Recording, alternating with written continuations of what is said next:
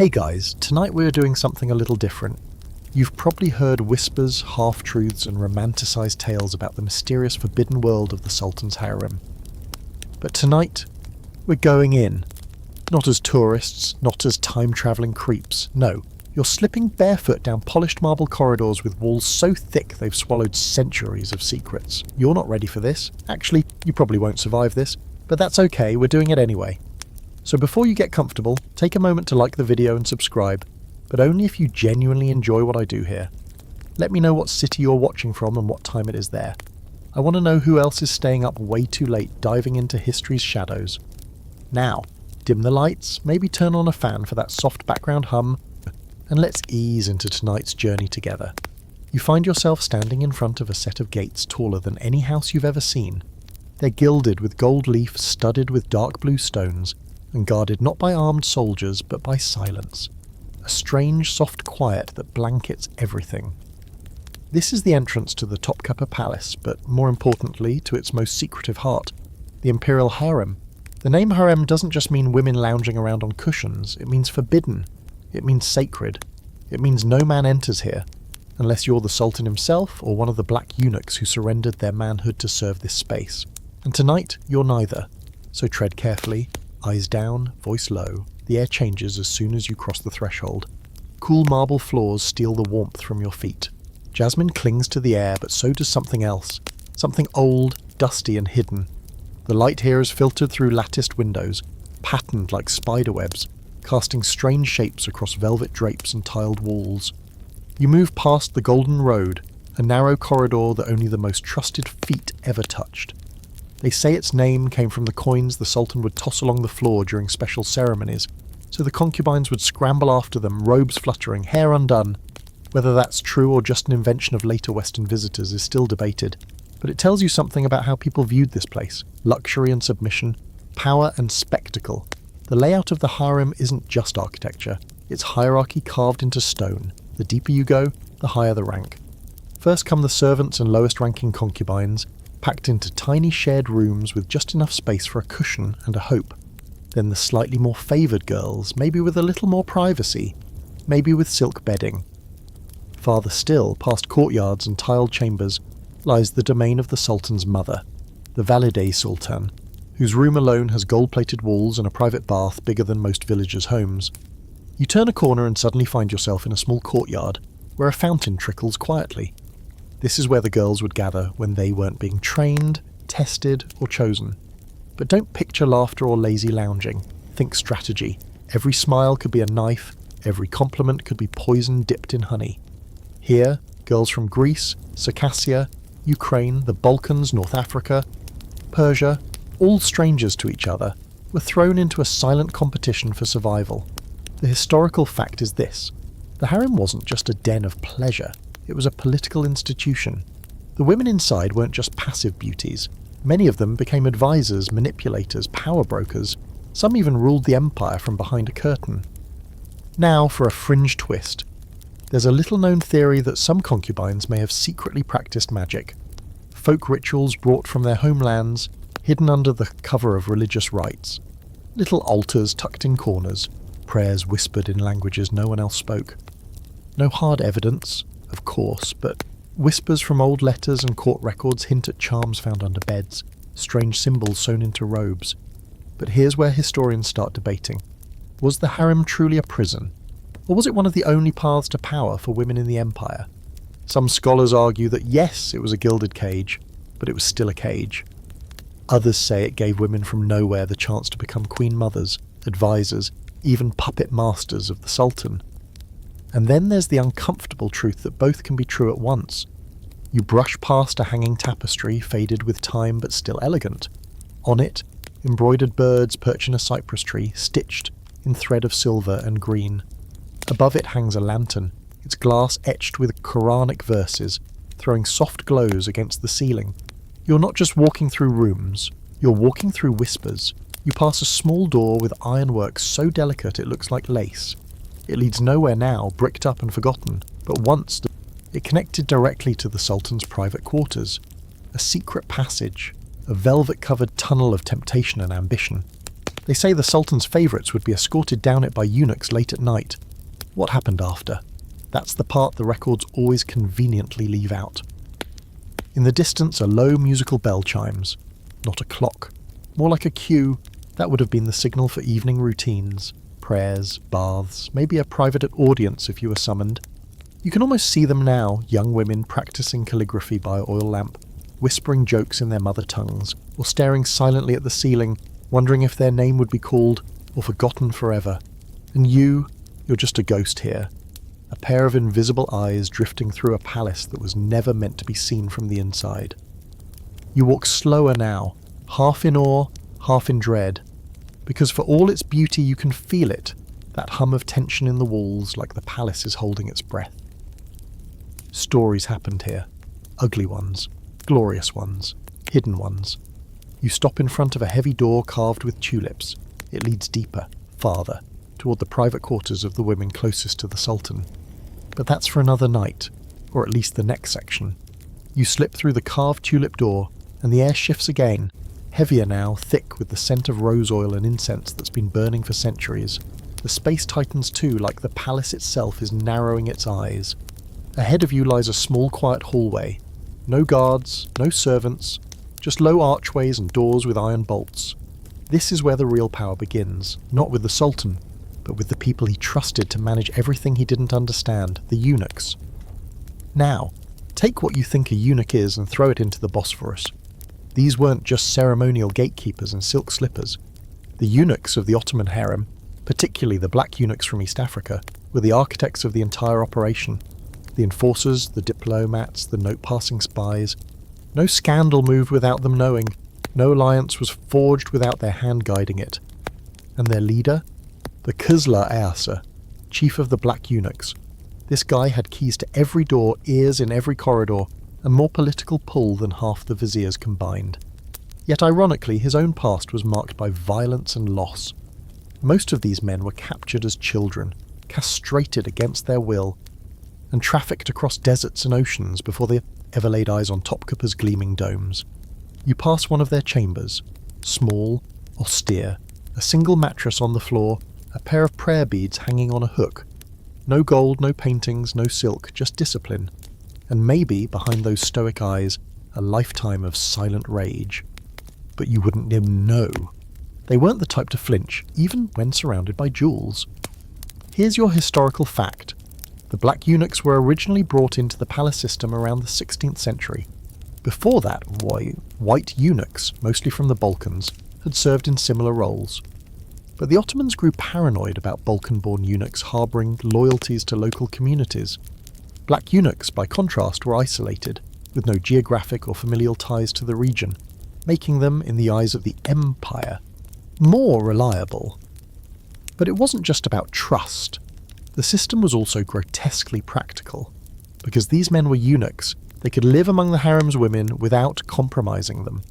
Of course, whether or not that created a peaceful dynamic is debatable. You've got men stripped of one identity, shoved into another, and tasked with overseeing women who were themselves locked in a gilded cage. That's not a recipe for harmony. It's a pressure cooker. Let's pivot to something fringe. There's a semi-whispered claim that some eunuchs had secret relationships with the concubines. Not physical necessarily, but deeply emotional, even spiritual. A sort of forbidden companionship between two types of royal prisoners. Shared glances, coded notes, a brush of fingers when no one was looking. Most historians dismiss this as speculative, but if you listen to the oral histories and back-alley legends, well, not all love stories are about sex. As you follow the corridor, you reach the hall of the black eunuchs. It's nothing like the rest of the palace. No flamboyant mosaics, no gold domes, just quiet, ordered beauty. A long hallway of polished stone floors and high arched ceilings. This is where they worked, where they planned who got access to the Sultan, who rose, who fell, every petition, every letter from a concubine begging for an audience, every gift or secret offering, it all passed through here. You can almost hear the footsteps of the anxious messengers, the creak of doors as power quietly rearranged itself. Here, a smile could be an execution order. A raised eyebrow could signal revolution. The walls whisper names. Beshir Aga, Hacha Mustafa Aga. These were not just servants, they were king-makers, and sometimes king-breakers. They had the power to elevate a concubine from obscurity to royalty, or bury her ambitions so deep not even the Sultan would remember her face. Still, it wasn't all power plays. There were layers of duty. The chief eunuch was also the protector of the holy cities, Mecca and Medina, and often managed massive religious endowments. This meant he held both spiritual and financial authority across the empire. Imagine that. A castrated slave boy from Sudan rising to control one of the most powerful empires into the world from behind the scenes. But not everyone approved. There were those in the Ottoman court, especially among the viziers, who viewed the growing power of the eunuchs with suspicion and contempt. Debates raged in quiet corners. Should men with no families, no masculine lineage, really be given such high responsibility? Should people born as outsiders be allowed to shape the destiny of the Sultan himself? And yet, the palace ran like a clock under their control, and any attempt to remove them, well, that just led to more secrets, more power struggles, the kind no historian can ever fully untangle. You move on through a door with a heavy green velvet curtain. It leads to one of the more private prayer rooms. There you find the strangest sense of peace. A single oil lamp flickers beside a stack of handwritten Qurans. The air smells of oud and sandalwood. It's quiet in here, the kind of silence that feels intentional, like even the palace knows to pause. You imagine a eunuch here, kneeling after a long night of manoeuvring behind the scenes, whispering prayers for strength, or maybe forgiveness, maybe both.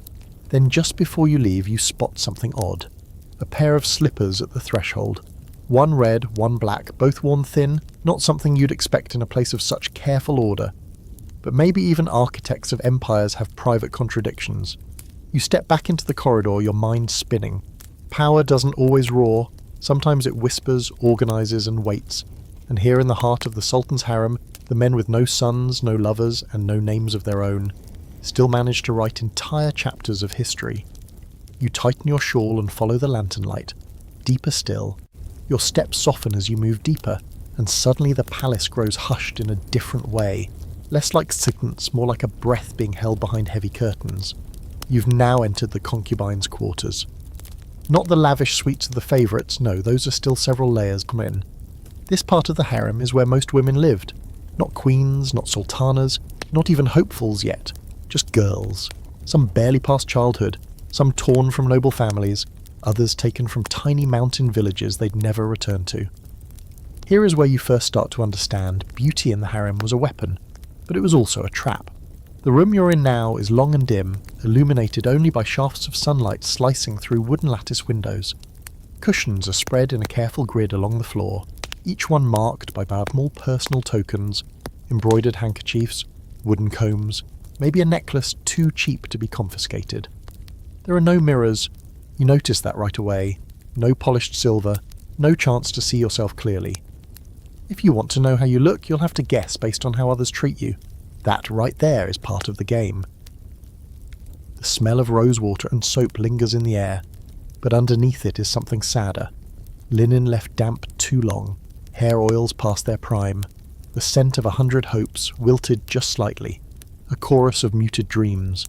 These girls live a strange half-life, caught between luxury and captivity. Yes, they have music lessons. Yes, they sleep on silk and are fed honey's drenched sweets on golden platters. But they're also watched constantly, trained relentlessly, and ranked so coldly you'd think this was a chessboard, not a palace. Their value isn't in who they are, but in who they might become. The Sultan's eye is everything. Until then, you are part of the great unchosen. Here's your historical fact for the night. The harem wasn't just about keeping women. It was a sophisticated institution, one of the most bureaucratically organised parts of the Ottoman Empire. Every concubine's entry was documented. Her rank, origin, skills and conduct were recorded in ledgers kept under lock and key. They even had performance reviews. The Ottoman court didn't leave much to chance. Still, beyond all the order, you can't help but see how strange it all is. Girls who had once run barefoot through wheat fields now memorising Persian poetry. Orphans being taught how to serve wine with precise wrist angles, how to flirt without offence, how to look down while still making eye contact. It's a transformation not unlike polishing a diamond, except some stones weren't meant to shine, some were meant to break, and, oh, the rooms. gilded cages, every single one of them. You peer into one, a narrow bed tucked under a gold-trimmed canopy, the ceiling painted with a fading mural of birds and flowers, meant to soothe, maybe distract. A low table for calligraphy practice sits beside a tiny window no one can see out of. It's all very beautiful. It's also all very sad. There's a debate among historians, one that never quite dies, about whether these concubines were victims, agents, or something in between. Some argue they were essentially slaves, torn from families, forced into submission. Others say they were highly educated women who mastered the political system and wielded incredible behind-the-scenes influence. And the truth is, both sides are right, depending on which girl you ask. Now here's a little-known, quirky twist. Some of these concubines developed secret ways to communicate across the harem's many layers. Certain colours of hair ribbons, specific folds in bed covers, a dropped handkerchief at a dinner, all subtle signals to pass along warnings, gossip, or even codes for private meetings. It was their version of texting, except if caught it could lead to exile, or worse, you stop beside a wide wooden pillar that still bears the carved initials of someone long forgotten. A concubine, perhaps, or a servant who loved one. The initials are in Arabic script, and just beneath them, a crude heart scratched into the wood. Not very royal, but heartbreak rarely is. A door swings slightly open at the end of the corridor, and a soft laugh escapes, light but sharp. You follow the sound, peeking into what looks like a dressing chamber. It's not what you expect. No jewels laid out, no gowns waiting to be chosen. Just two girls sitting on a cushion. Heads bowed together, one plucking at the other's sleeve with nimble fingers. She's stitching, not a rip, but a pattern. Tiny, deliberate, and hidden near the hem. You lean closer. It's a line from a poem, in Ottoman Turkish, stitched so small it could pass as decorative work. A private message between friends, or maybe something more. A protest, a confession, a little act of rebellion sewn into silk. No one will notice except the one who's meant to read it. In that moment you realise this harem isn't just a place of power and luxury, it's a place of quiet rebellion, of survival through subversion. These girls are playing the long game, and while the Sultan's gaze may determine their fates, they still find ways to shape their own stories, sometimes one stitch at a time. You step back, leaving the girls undisturbed, and walk down another hallway that curves to the left.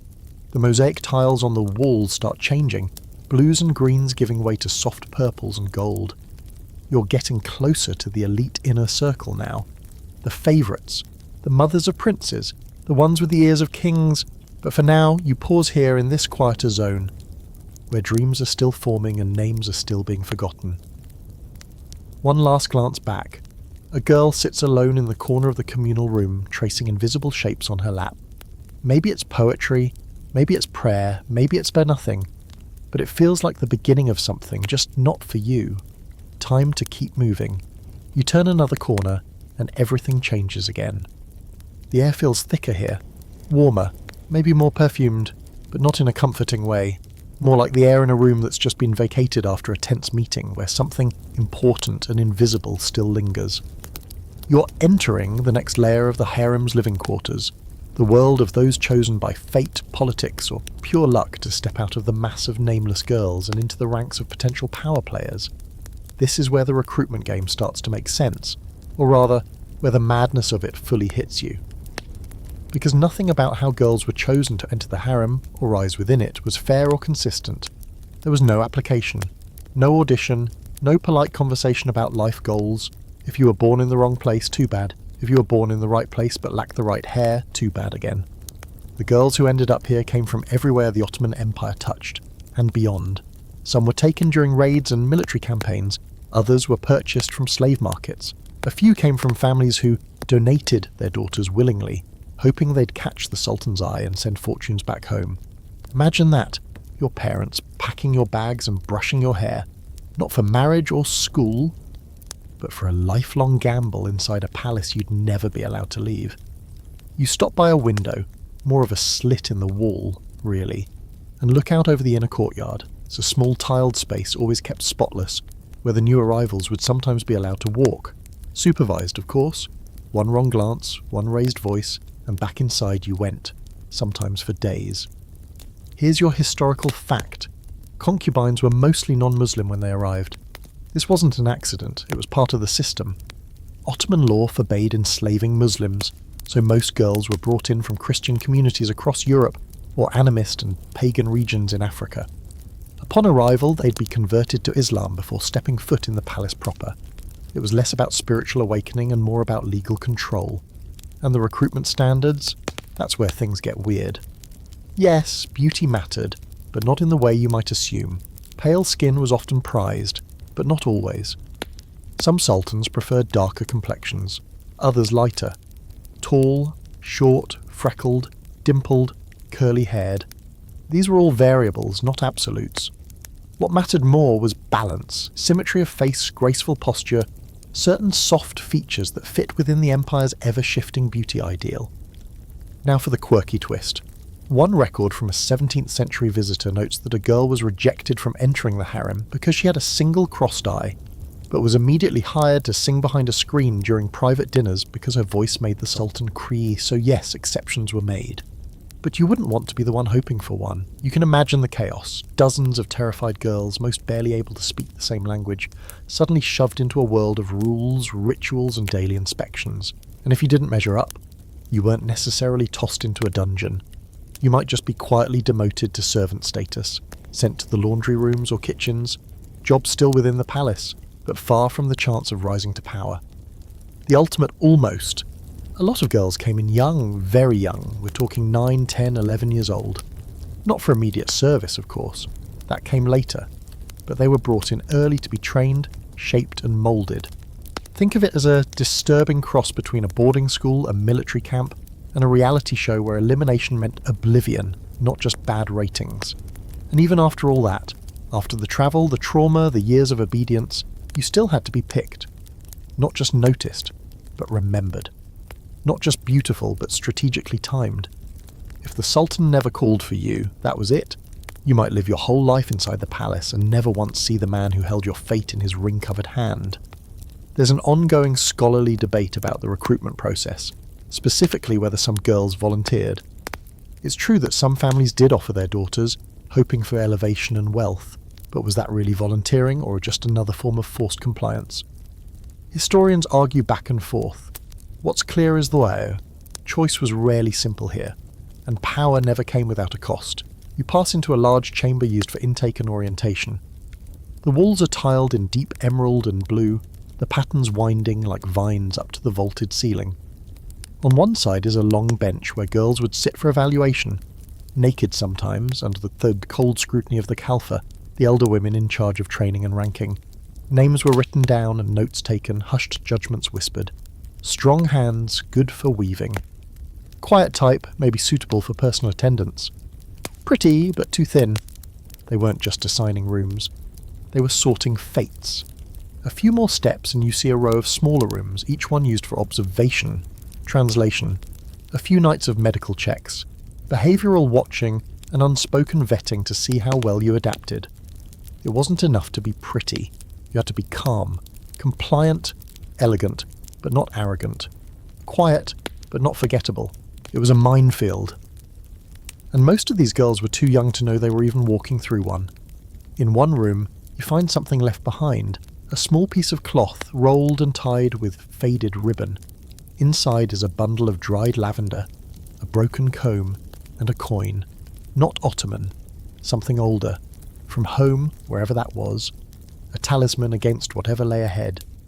You place it back gently, then just as you're leaving the chamber, you see it, etched into the stone doorframe, nearly invisible unless you're looking.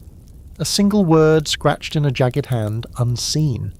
Whoever wrote it must have known what you now feel in your bones, that in a palace built on visibility, being unseen could be a curse, or the safest form of survival. You walk on, the tiled floor whispering under your feet, past doorways that once meant everything and now lead nowhere. And up ahead, the real training begins. The hallway before you feels colder, narrower, though the materials haven't changed. Same polished marble, same swirling Iznik tiles glowing in candlelight. But this part of the harem holds a sharper energy, somewhere between anticipation and dread.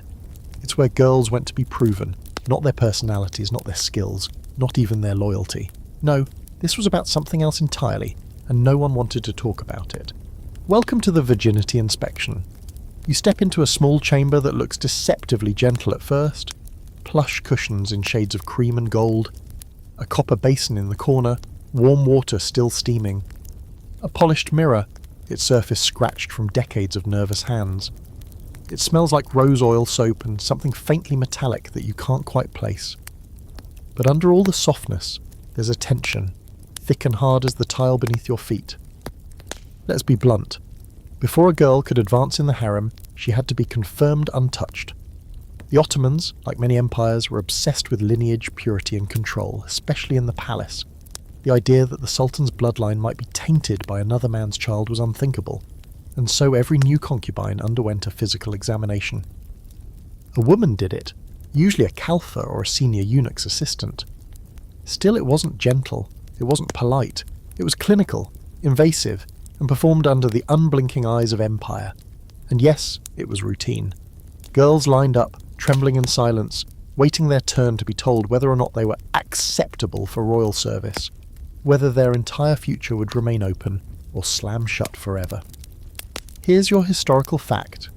The virginity inspection was common practice not only in the Ottoman harem, but across many royal courts throughout history. From China's Forbidden City to certain Renaissance European courts, similar rituals were enforced. The Ottomans just made it formal, bureaucratic, a line item in a ledger. One wrong result, and a girl might be removed from training and reassigned to servant duties or married off to a distant ally, her worth recalibrated in a single humiliating moment. What's worse? This ritual wasn't entirely foolproof. It relied on flawed science and, let's face it, male anxiety more than medical certainty, which meant mistakes happened. Some girls were wrongly accused of being spoiled. Others may have slipped through because their bodies didn't conform to expectations, but there was no appeal process, no second chances.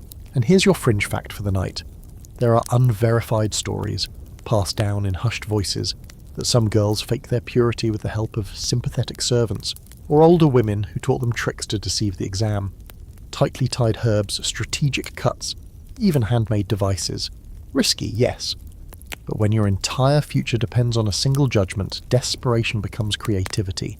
You step closer to a padded bench in the centre of the room and imagine it.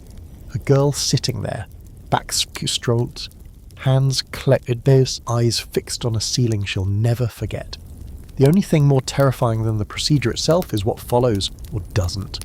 You don't get feedback, you don't get answers, you're told to return to your chamber and wait. If you're called for training, you passed. If not, your path narrows. There's something about this whole ritual that feels more than medical, almost theatrical, performance for an invisible audience. Maybe that's why they made the room so quiet, so pristine, to disguise the violence of the ritual behind pillows and perfume. Now here's where things get debated. Some historians argue that this process was exaggerated by European visitors who loved nothing more than projecting exotic, erotic horror onto the Ottoman world. According to their travel journals, many written by men who never set foot inside the harem, these inspections were invasive spectacles. But others point to internal court documents and medical texts that confirm their existence in less dramatic, though no less disturbing terms. Still, the uncertainty remains. Were these inspections as regular and cruel as the stories suggest? Or were they rare exceptions made only for those approaching the Sultan's inner circle? No one agrees, but then again, the whole point of the harem was to keep secrets. Deep ones. You drift out of the chamber and follow a corridor where the walls seem to close in. Here, nothing is decorative. The tiles are plain, the lighting is minimal. This is the in-between zone, the mental purgatory that follows the inspection. Girls would wait here, sometimes for days, unsure of what came next. You pause by a wooden chest pushed against the wall. Its lid is slightly open. Inside, folded linens, a rolled scroll, a pair of worn slippers, and a strip of gauze stained faintly with red. Real or planted? Ritual or reality? You can't tell, but it's a quiet reminder of what passed through this room. Bodies, reputations, and lives redirected in a single breath. A soft wind hisses through a slatted window. Outside, you hear the distant clatter of utensils, dinner being served somewhere in the palace, life continuing even while others wait in limbo. Because that's what this process was, not just a test of anatomy, but a sorting of souls, and still, Some made it through, somehow. They passed, or they faked it, or someone lied on their behalf. And once they crossed this threshold, they stepped into a new chapter. Training, not in service or sewing, but in seduction, etiquette, language and politics. But we're not there yet. Right now, you're standing in a hallway full of ghosts. Not the kind that scream, the kind that whisper, the kind that wonder what they did wrong, or right. The kind that know their whole future was decided in a room that looked like a day spa. Before you leave this wing, you notice one last thing scratched into the stone beside the door. A name, just a first name. No title, no family, just a girl, marking the place where she was measured and found. Enough. You don't know what happened to her. No one does. That's the harem's most cruel trick. Some of its most powerful players still go unnamed in history. Time to move forward. Into the place where they learned to become unforgettable. The corridor widens again, the walls stretching taller, the tiles growing more elaborate as you walk deeper into the polished heart of the harem. There's something different in the air here. Less fear, more focus. Gone is the scent of sterile rosewater and dread. Now you smell fresh ink, a trace of jasmine tea, and the faint musk of books, scrolls and paper that's been handled by too many nervous fingers. This is where girls came to be transformed, not into wives or lovers, but into something much more dangerous, educated women. You've arrived at the Imperial Training School. Now don't get the wrong idea, this wasn't your grandmother's finishing school. This was a calculated system built to mould concubines into diplomats, entertainers, cultural ambassadors, and sometimes, if they were clever, shadier queens. It was charm school, sure, but also survival school. And politics class, and advanced manipulation 101, all wrapped in silk and spoken in whispers. You pass through a heavy wooden door and into a wide, domed room lit by geometric windows near the ceiling. Beneath the soft shafts of sunlight, a group of low desks sits in a circle, each paired with a cushion. No chairs, sitting too high implied arrogance. And in here, humility was a currency. The USTA, or teacher, would sit at the front with a lacquered board, writing in elegant calligraphy while the girls copied each stroke with perfect silence. Calligraphy wasn't just handwriting, it was spiritual, intellectual, and oddly seductive. A way to communicate beauty through language, to express devotion to the Sultan or Islam, or to hide messages in poetry laced with double meanings. You could pass a love note in the form of a Quranic verse if you were smart enough, and the best of them were. Historical fact time. The harem school focused heavily on the arts. Music, poetry, language and dance. Every girl was expected to learn Turkish and Arabic. High-ranking girls were often trained in Persian too, which was considered the language of poetry and elegance. Some even learned Italian, Greek or French, especially in later centuries when diplomacy between empire pairs became a game played as much by women as men. Now you'd think this all sounds kind of lovely. Books, music, a quiet life among embroidered pillows. But here's the catch. Every class, every lesson, every correction was a test. The better you performed, the closer you moved to visibility, perhaps even the Sultan's attention. But failure, mediocrity, that was social death. You could be passed over entirely and spend decades trapped in the same routine. Your only job to train other girls, polishing stars you'd never become. Some girls played the long game. They knew the most brilliant concubines weren't the ones who sparkled the brightest. They were the ones who sparkled strategically. A perfect recitation of Rumi's poetry here. A delicately played oud solo there. A song sung at the right moment, with the right note of longing in the voice. You weren't just training to be pleasing, you were learning how to become unforgettable. And yes, seduction was part of the curriculum. Let's get that out of the way.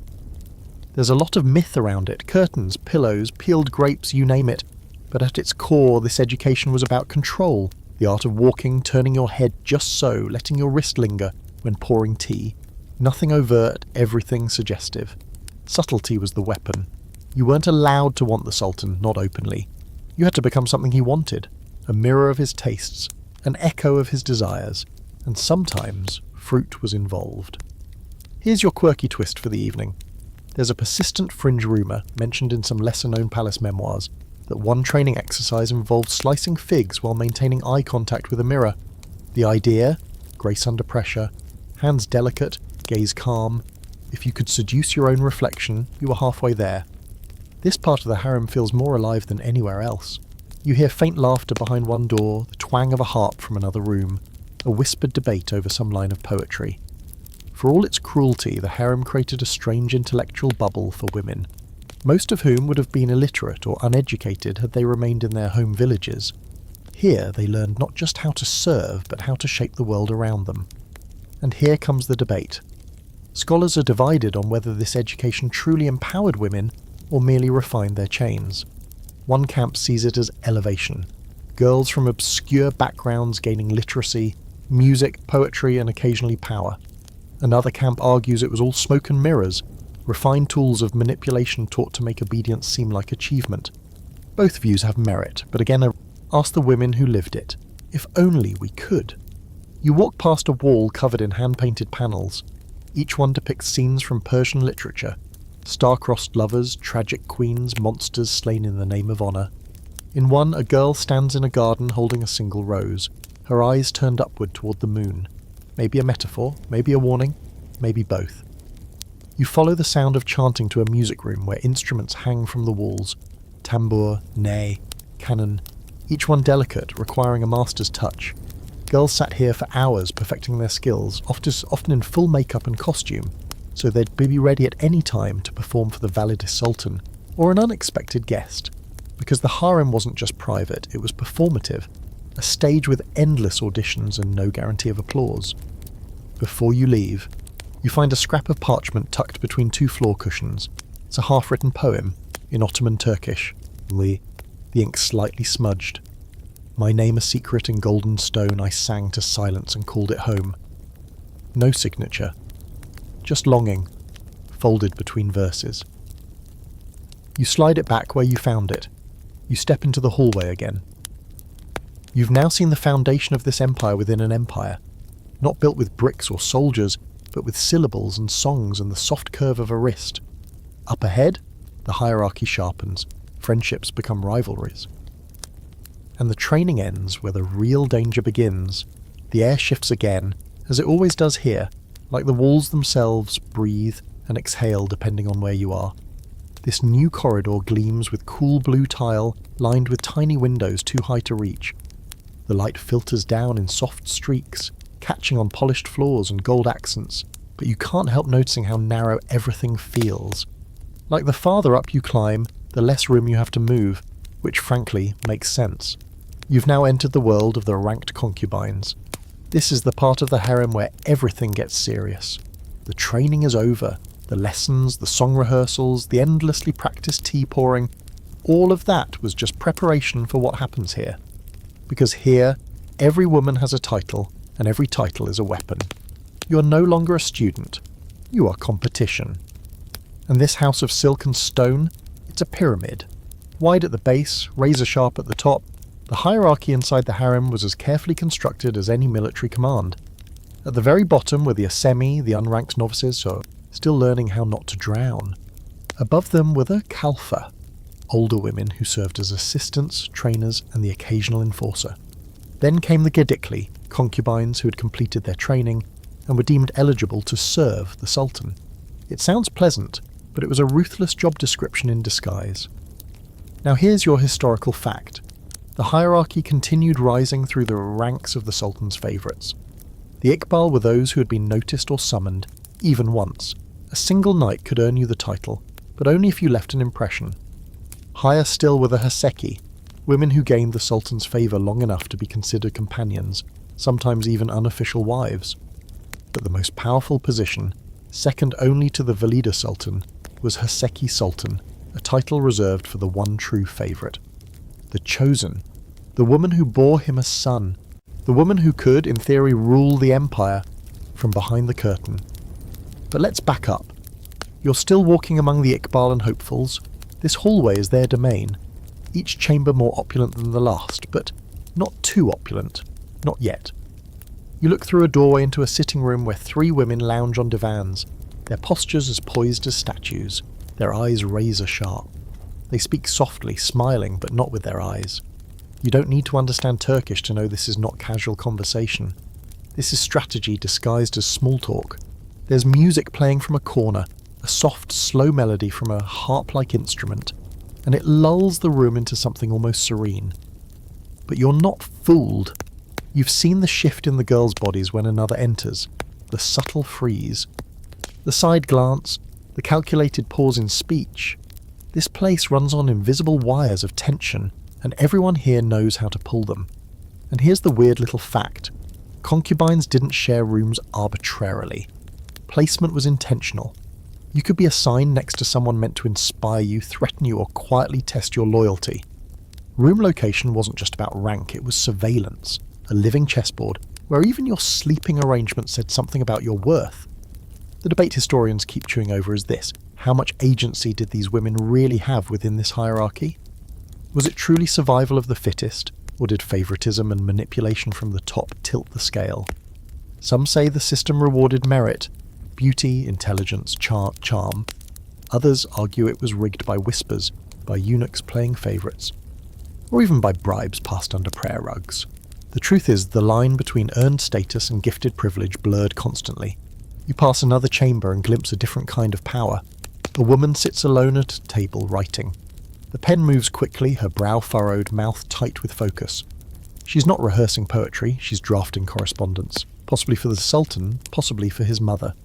The highest-ranking concubines often handled private communication, internal diplomacy, and even relayed decisions from the Sultan's quarters. That's right, some women here didn't just share his bed, they helped shape his policy. You hear footsteps behind you, quick, light, practiced. A servant passes with a tray balanced perfectly, her eyes low. She doesn't speak, doesn't even breathe too loudly. But the woman she's approaching lifts her chin a fraction as the tray arrives. It's not arrogance, it's the smallest possible display of status. She doesn't say thank you, she doesn't have to. Farther down the hall you find another signal of the ranking system.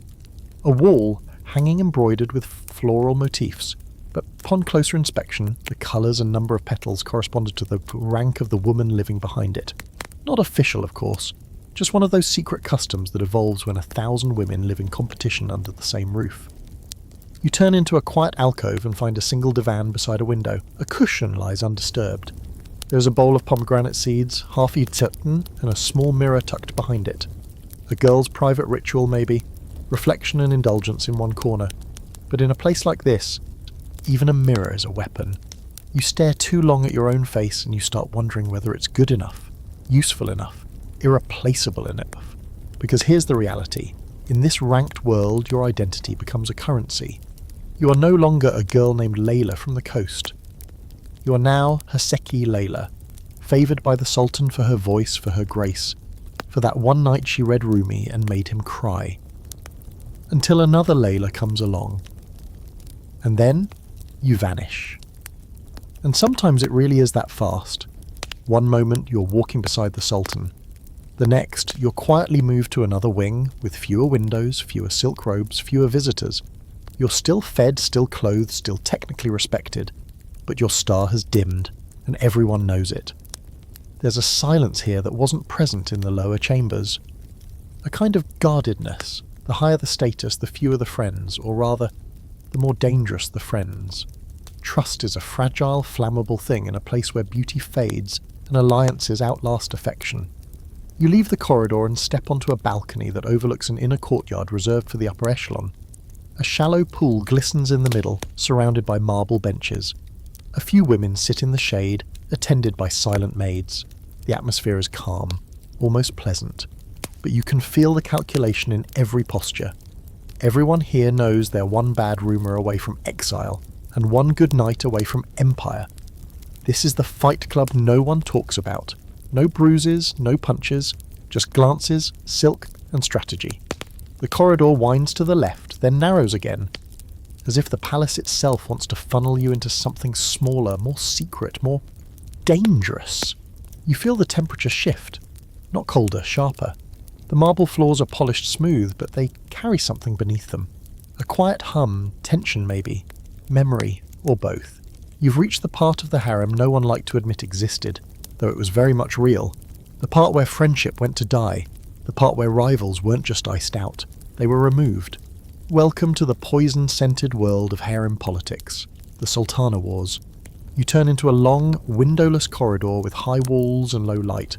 On either side, chambers that once belonged to women who had everything, and then, suddenly, nothing. Some were exiled, some were quietly relocated, and some, well, their endings were never officially recorded. But whispers last longer than ink. At the core of this particular circle of hell was a simple truth. When women rise in a confined space, only one can stay at the top, and no one went quietly. Here's your historical fact. The Ottoman harem was the site of some of the most elaborate political rivalries in imperial history. Between the 16th and 17th centuries, the empire entered a period historians now refer to as the Kadınlar Saltanatı, the Sultanate of women. During this time, mothers, favourites and consorts wielded massive political power, often more than the Sultan himself, especially if he was young, distracted, or just not that interested in ruling. But power, as always, breeds chaos, and the harem became a battlefield. Forget catfights. These were high-stakes cold wars, poisoned tea, rumours slipped into the right ears. A misplaced scarf left under a bed implanted evidence of infidelity. Rival factions formed behind silk curtains, supported by influential eunuchs or even foreign ambassadors. You might think it's petty drama, but don't be fooled. These women influenced imperial policy, palace appointments, even wars, and the cost of losing wasn't embarrassment, it was oblivion. You step into a chamber that feels like it once held someone important. The cushions are still rich, the ceiling delicately painted, but there's a hollowness here like the occupant left in a hurry, or didn't leave at all. A teacup still sits on the low table, chipped along one side. You wonder, was it flung during an argument? Dropped by a shaking hand, or poisoned? Because yes, poison was a preferred method. Here comes your quirky fact. Some concubines and servants were trained in the subtle use of toxic herbs. Not the kind that killed on the spot, too obvious. These were slow poisons. Ones that mimicked fever, weakness, fatigue. A dose here, a drop there. Enough to make a rival seem sickly, unfit, cursed even. By the time anyone realised, the damage was done. And what's worse, it was hard to prove. The harem was sealed tight against investigation. No outsider could enter without permission, and very few wanted to question the women at the top. So suspicions remained just that. Suspicions. And reputations turned to shadows. There's a whispered legend, still debated among scholars, about one consort who sent poisoned rosewater to a rival via a shared servant. The servant drank it first, by accident or design, and died within the hour. The sender, caught in her own trap, was allegedly drowned in the Bosphorus that same night, wrapped in velvet and silence. No official records of the event exists, of course, but every palace guide knows the story, and they'll tell you if you ask at the right time of night. You walk slowly now, deeper into the network of rooms used for private meetings. There's a circular chamber known unofficially as the Whisper Room. Not because people spoke there, but because they didn't. It was the place you met your allies, passed messages, confirmed plots. There's a tiny hole in the wall behind one cushion, a perfect eavesdropping point into the adjacent corridor. Coincidence? Hardly. Debate time. Historians have long argued about how much of this web of sabotage was orchestrated by the women themselves, and how much was manipulated from above by the Valide Sultan or the Sultan's advisors. Some argue the women were pawns, others say they were masterminds. The truth, as always, is probably both. A pawn can still learn to move like a queen, especially if the queen taught her. You pass a wall where the tiles have been replaced, mismatched, a different colour from the others. That's not decorative, that's cover-up. Maybe it was a broken vase, a scuffle, or something worse. You pause, hand brushing the surface. It's cool to the touch, but you swear it hums. This place remembers.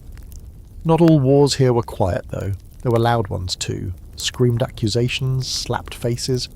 One favoured consort accused another of cursing her baby, and a brawl reportedly broke out in the central courtyard. The eunuchs had to pull them apart, and both were punished. One with confinement, the other with forced transfer to a provincial palace. A polite way of saying you're done here. There were also what we might call soft assassinations, smearing a rival's name with rumours of infertility, mental instability, secret lovers. Make the Sultan think twice, and you don't have to poison anyone. You just let doubt do the work. One carefully worded sentence whispered in the right ear could end a dynasty.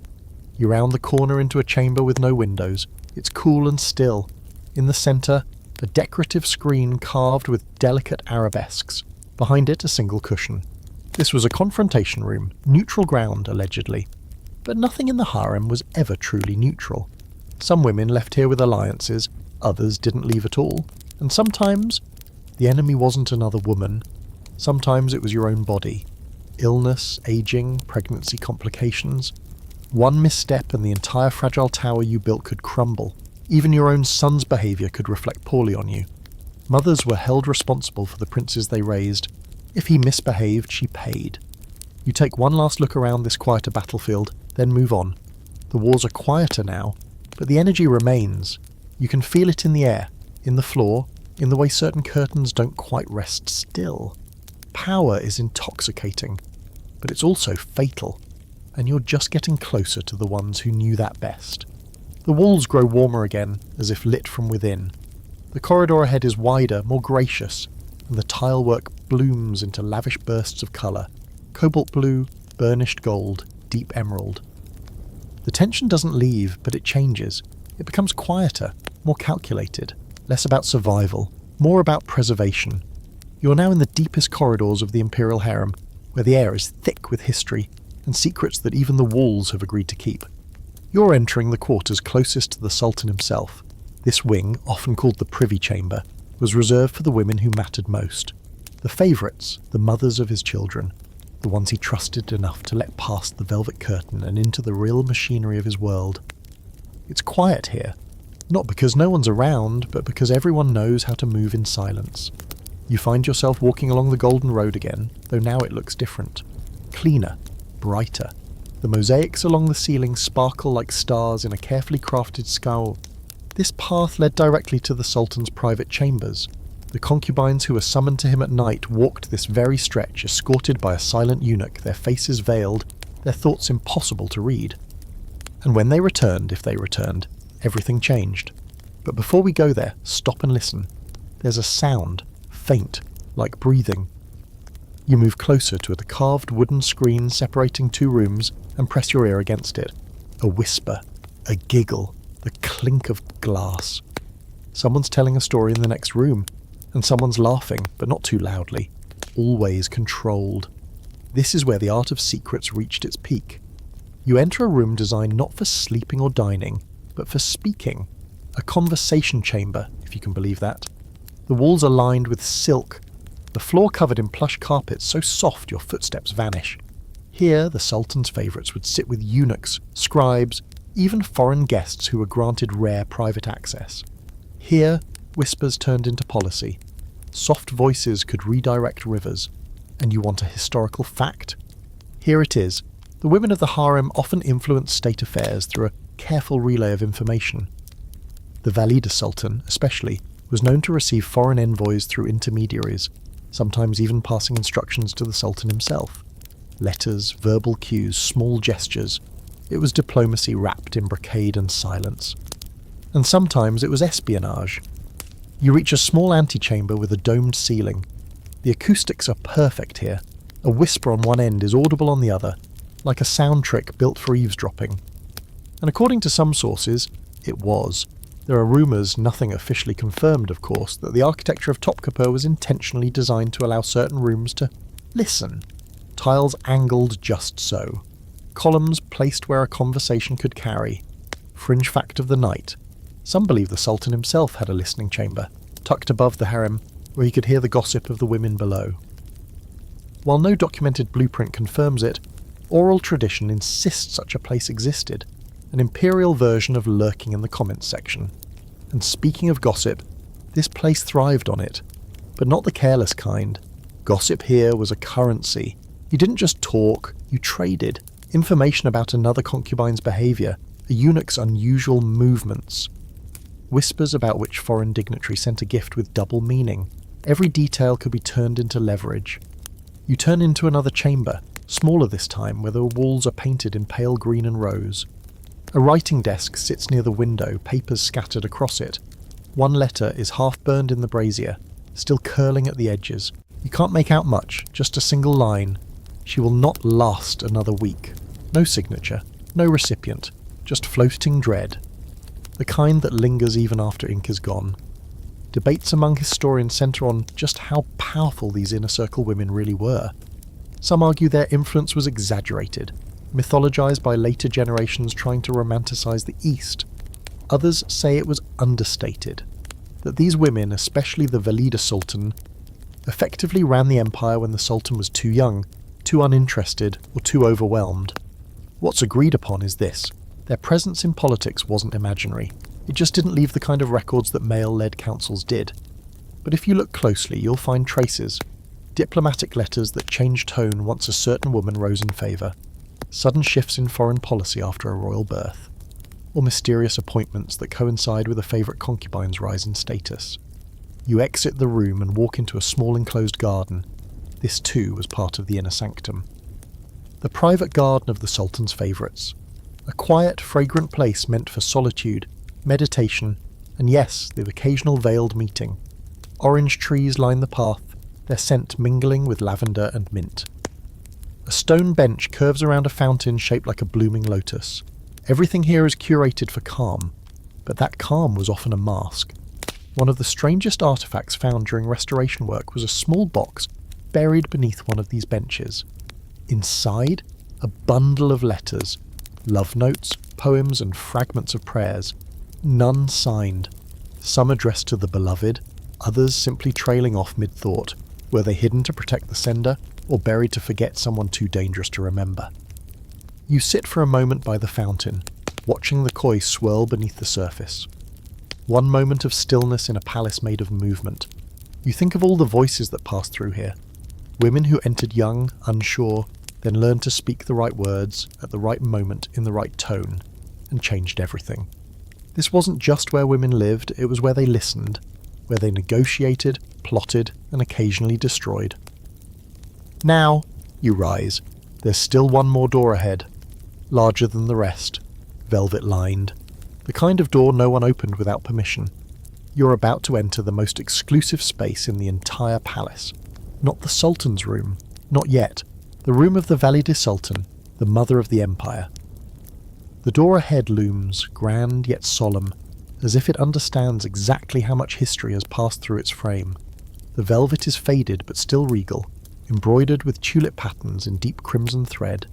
You reach out, press your fingers gently against the heavy brass handle, and step through into the domain of the most powerful woman in the Ottoman Empire. Not a consort, not a favourite, not even a lover. No, this was the woman who birthed the Sultan himself. You are now standing in the chambers of the Valid Sultan, the Queen Mother. And make no mistake, mother in this case has nothing to do with lullabies and soup bowls. This is a mother who made and unmade men. A woman whose voice could echo from behind a veil and still shake the foundations of the palace. The room is massive, as expected. A domed ceiling painted with celestial patterns stretches overhead, its stars meticulously placed in gold leaf. The floors are covered in overlapping Persian rugs, soft enough to silence even the boldest footsteps.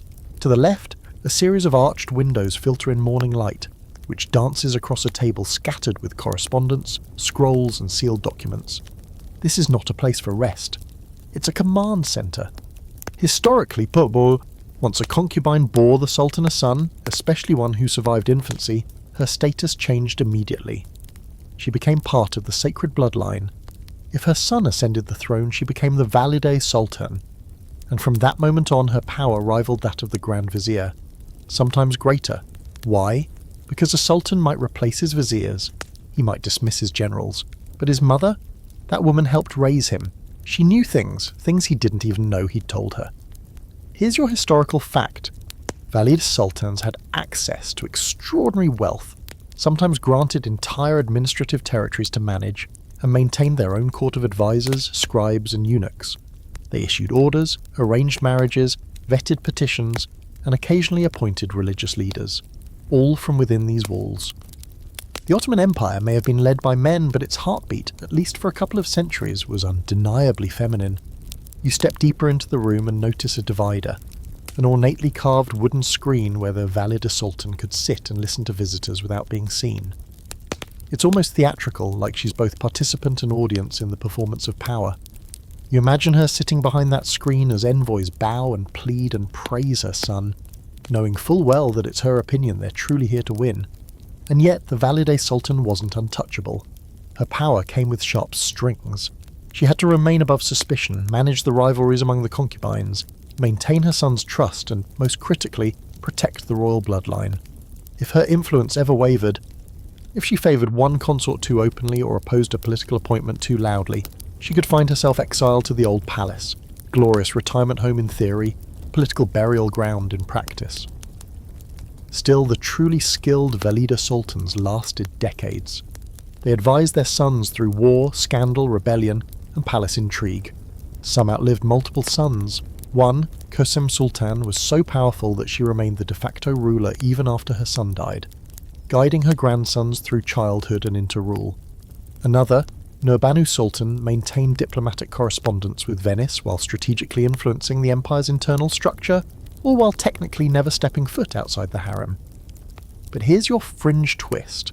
There are records, again incomplete and often suppressed, suggesting that some Valide sultans kept personal journals written in code, not just standard Ottoman Turkish, but filled with invented symbols, references, and substitutions known only to their closest advisors. None of these journals have ever been fully deciphered. A few pages survive, locked away in archives. What secrets they held, no one knows, but the fact that they exist tells you everything about how seriously these women took their role. There's also a quiet, scholarly debate about how much of the Sultan's policy was truly his own. Some historians argue that, especially in cases where the Sultan was young or politically disinterested, his mother effectively ruled. Others claim that's an exaggeration. Born of Western Orientalism, foreign observers unable to grasp that a veiled woman might be anything other than a mystery. But again, the truth is likely tangled somewhere in between. Influence isn't always recorded in ink, sometimes it's sewn into a curtain, or whispered behind a screen. You walk toward a smaller room adjacent to the main chamber. It's cosy by palace standards, with embroidered cushions, a tea set resting on a silver tray, and a series of hanging lanterns that cast golden circles on the walls. This was likely where the Valide Sultan held private meetings with her closest advisors, black eunuchs, senior concubines, and trusted Kalfas. And now it's time to talk about those eunuchs again. Because in the Valide Sultan's world, her most critical ally was not another woman, but the chief black eunuch, the Kızlar Ağası. He served as the gatekeeper between her and the outside world, her message bearer, her eyes, her shield. Together they formed a kind of palace duo, one that many feared more than the Sultan himself. You pick up a fan resting on a side table. It's carved from ivory and inlaid with mother of pearl. On one side a floral pattern, on the other a quote in Persian, a word whispered wisely as louder than a scream. That, right there, was the Valide Sultan's power. She never had to raise her voice. The entire empire leaned in to hear her whisper. As you exit back into the main chamber, you pause one last time, letting the energy of the room settle around you. This was not a place of gentle mothering, it was a place of legacy building. Every detail, the brush of silk curtains, the perfume soaked into the pillows, the feather-like tapping of a pen against paper, was part of an empire's heartbeat. She didn't wear a crown, but make no mistake, she ruled. You step back out into the corridor. Ahead now lies the Sultan's private chambers, the place every woman in the harem dreamt of, feared, or fought to reach. But before that, one last turn, a hallway that leads not to lovers but to letters. Because some voices were never heard aloud. They were written, folded, hidden, and never sent. The corridor narrows again, bending softly to the right, as if trying to keep you from seeing too far ahead too quickly. Here the light is dimmer, the tiles darker, quieter somehow. Gone are the rich blues and sun-bright golds. These walls are wrapped in muted greens, dusky maroons, and earth tones that settle into the air like old dust. You've entered the wing that no one speaks of out loud, the place where all the unspoken words went to rest. This is the Hall of Unsent Letters. The first thing you notice is the silence, not emptiness, not peace, just the kind of thick, solemn quiet that tells you people came here to say what they couldn't say anywhere else, to write what would never be read. On the surface, this was just a study wing, a peaceful retreat where the more literate women of the harem came to write poetry, practice penmanship, or record palace life for training manuals or internal ledgers. But in truth, this was a ghost library, a collection of unfinished, unsent, unspoken things. You walk into a small chamber lantern-lit. with low writing desks pressed against arched alcoves. Shelves line the walls, but they're mostly empty now, cleared of the documents they once held, moved long ago to royal archives or burned to protect names no longer remembered. Still, you can feel the energy here, the weight of ink pressed into paper with hands that trembled, not from fear, but from feeling. Here's your historical fact. Many concubines in the Ottoman harem, especially those who had received higher training, were literate. They were taught Ottoman Turkish, often Arabic and Persian, and in later centuries, even European languages. Writing was encouraged for education and refinement, but not necessarily for expression, which of course meant that many women wrote anyway, quietly, secretly, in notebooks they hid beneath pillows, folded inside linings of silk robes, or even sewn between mattress seams. You step up to one of the desks. There's nothing on it but a single inkwell dried and cracked. Still, it feels sacred, like something was said here that needed to be said, even if no one ever heard it. And then you notice a drawer, slightly ajar. You pull it open slowly. Inside is a folded piece of parchment brittle with age. No seal, no date, just neat handwriting in Ottoman script. You can't read all of it, but the tone is clear. It's a letter to someone's mother, a mother she'll never see again. The lines are heartbreakingly mundane, descriptions of the changing seasons, the taste of quince syrup in winter, how the girl's hair has grown longer, darker, and then a final line, I do not remember your voice anymore. I remember only your lullabies. You fold the letter carefully, place it back where you found it, and step away. These weren't just love letters. They were anchors, tethers to a past life no longer reachable. Women wrote to parents, siblings, sometimes even children. Yes, children. Because not all mothers in the harem were allowed to raise their own sons. Depending on rank and situation, a child might be taken from a concubine and raised by a wet nurse, a eunuch, or another woman entirely. Some wrote to the child they could not hold, some wrote to lovers, not the Sultan, but others. Illicit, dangerous, imagined. And those letters? They were never meant to arrive, fringe fact for the night. According to one obscure account from a French visitor to Topkapi in the 18th century, a few concubines created a secret mail system by hiding notes in the hollow ends of the reed pens they used for calligraphy. Servants, sympathetic or bribed, would sneak the pens out of the harem and into the outer palace or even the city. Most historians think it's exaggerated or outright fictional, but fragments of letters written in tiny scrolls have been found in odd places, beneath floorboards, inside old book covers. So, maybe not so fictional after all. You move to another alcove. This one holds a small writing box intricately carved with pomegranate vines. Inside are scraps, partial letters, phrases crossed out, poems abandoned halfway through. One reads simply, "Tell him I existed." No name, no address, no date. And this is where the debate starts. Did writing serve as rebellion in the harem, or was it just survival? Some historians argue these letters were a form of resistance, quiet protests against a system designed to erase identities. Others say it was simply catharsis, a way to keep sane when your voice could not leave the walls. Either way, the result is the same, a paper trail of longing, intelligence and agency that most people will never see. You step into a side room, smaller, darker, cooler. This is where personal items were once stored, boxes containing handkerchiefs, ribbon-bound letters, dried flowers, scraps of lace. The kind of objects that don't seem valuable until you realise they're all someone had. A piece of home, a scent that reminded them of someone lost. An old, frayed note that said, "Don't forget me." The floor creaks slightly beneath you, and you wonder how many feet passed through here. How many hearts cracked open in this quiet place. How many things were whispered to the paper that couldn't be spoken aloud. And then, tucked near the door, a final letter. Not written on parchment this time, but carved into the wood with the edge of a hairpin. Faint, almost gone. You have to lean in to see it. They remember the Sultan. I remember the sky. You step back, throat tight. Conqués. That's it, isn't it? The heart of it all. The harem wasn't just about power and politics. It was also about forgetting and fighting not to be forgotten. You leave the writing room behind, its silence trailing after you like a shadow. Up ahead lies a different kind of chamber, not one of letters, one of steam, heat and secrets that aren't written down. Because before these women were queens or whispers or weapons, they were sisters in the bathhouse. The air thickens before you even reach the door. A subtle humidity clings to your skin, hinting at what lies ahead.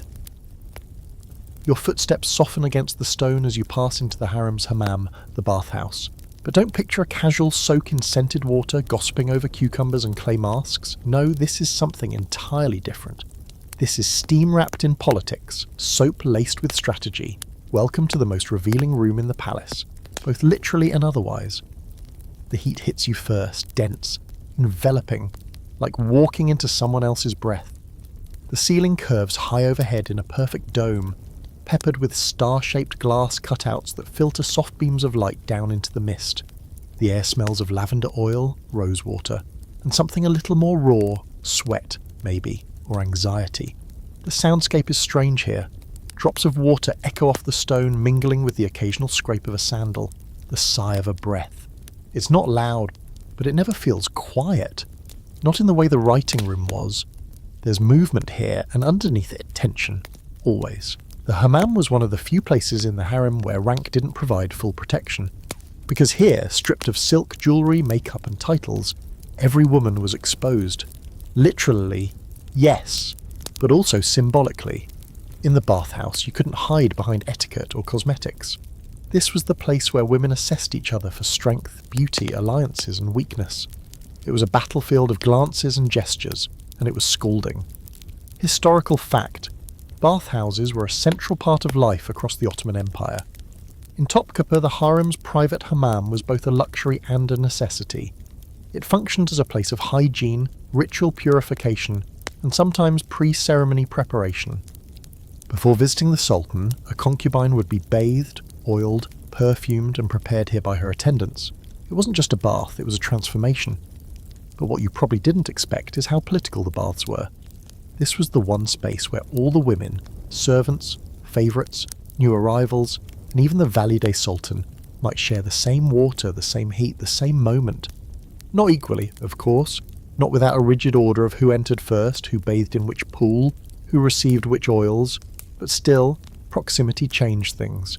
You wander past the changing area, small niches carved into the wall holding towels and linen wraps. A half-folded robe lies abandoned on one of the benches, embroidered with silver thread along the collar.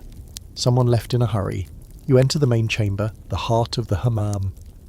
The steam rises and curls from the marble floor, the sound of trickling water echoing around you. At the centre is a raised hexagonal platform called the Göbek Taşı, the belly stone. Heated from below, it's where women lie to sweat out their sins, or at least the lingering scent of palace stress. Around the perimeter, half a dozen basins sit against the walls, brass faucets slowly dripping warm water into shallow pools.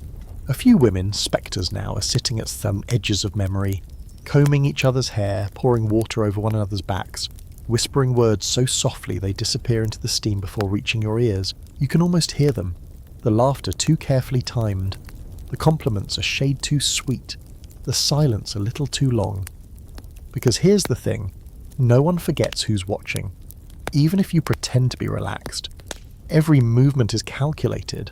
You wash your face, you're showing off your skin, you massage a friend's shoulders, you're building an alliance, you bathe in silence, maybe you're scheming, or maybe you're hiding.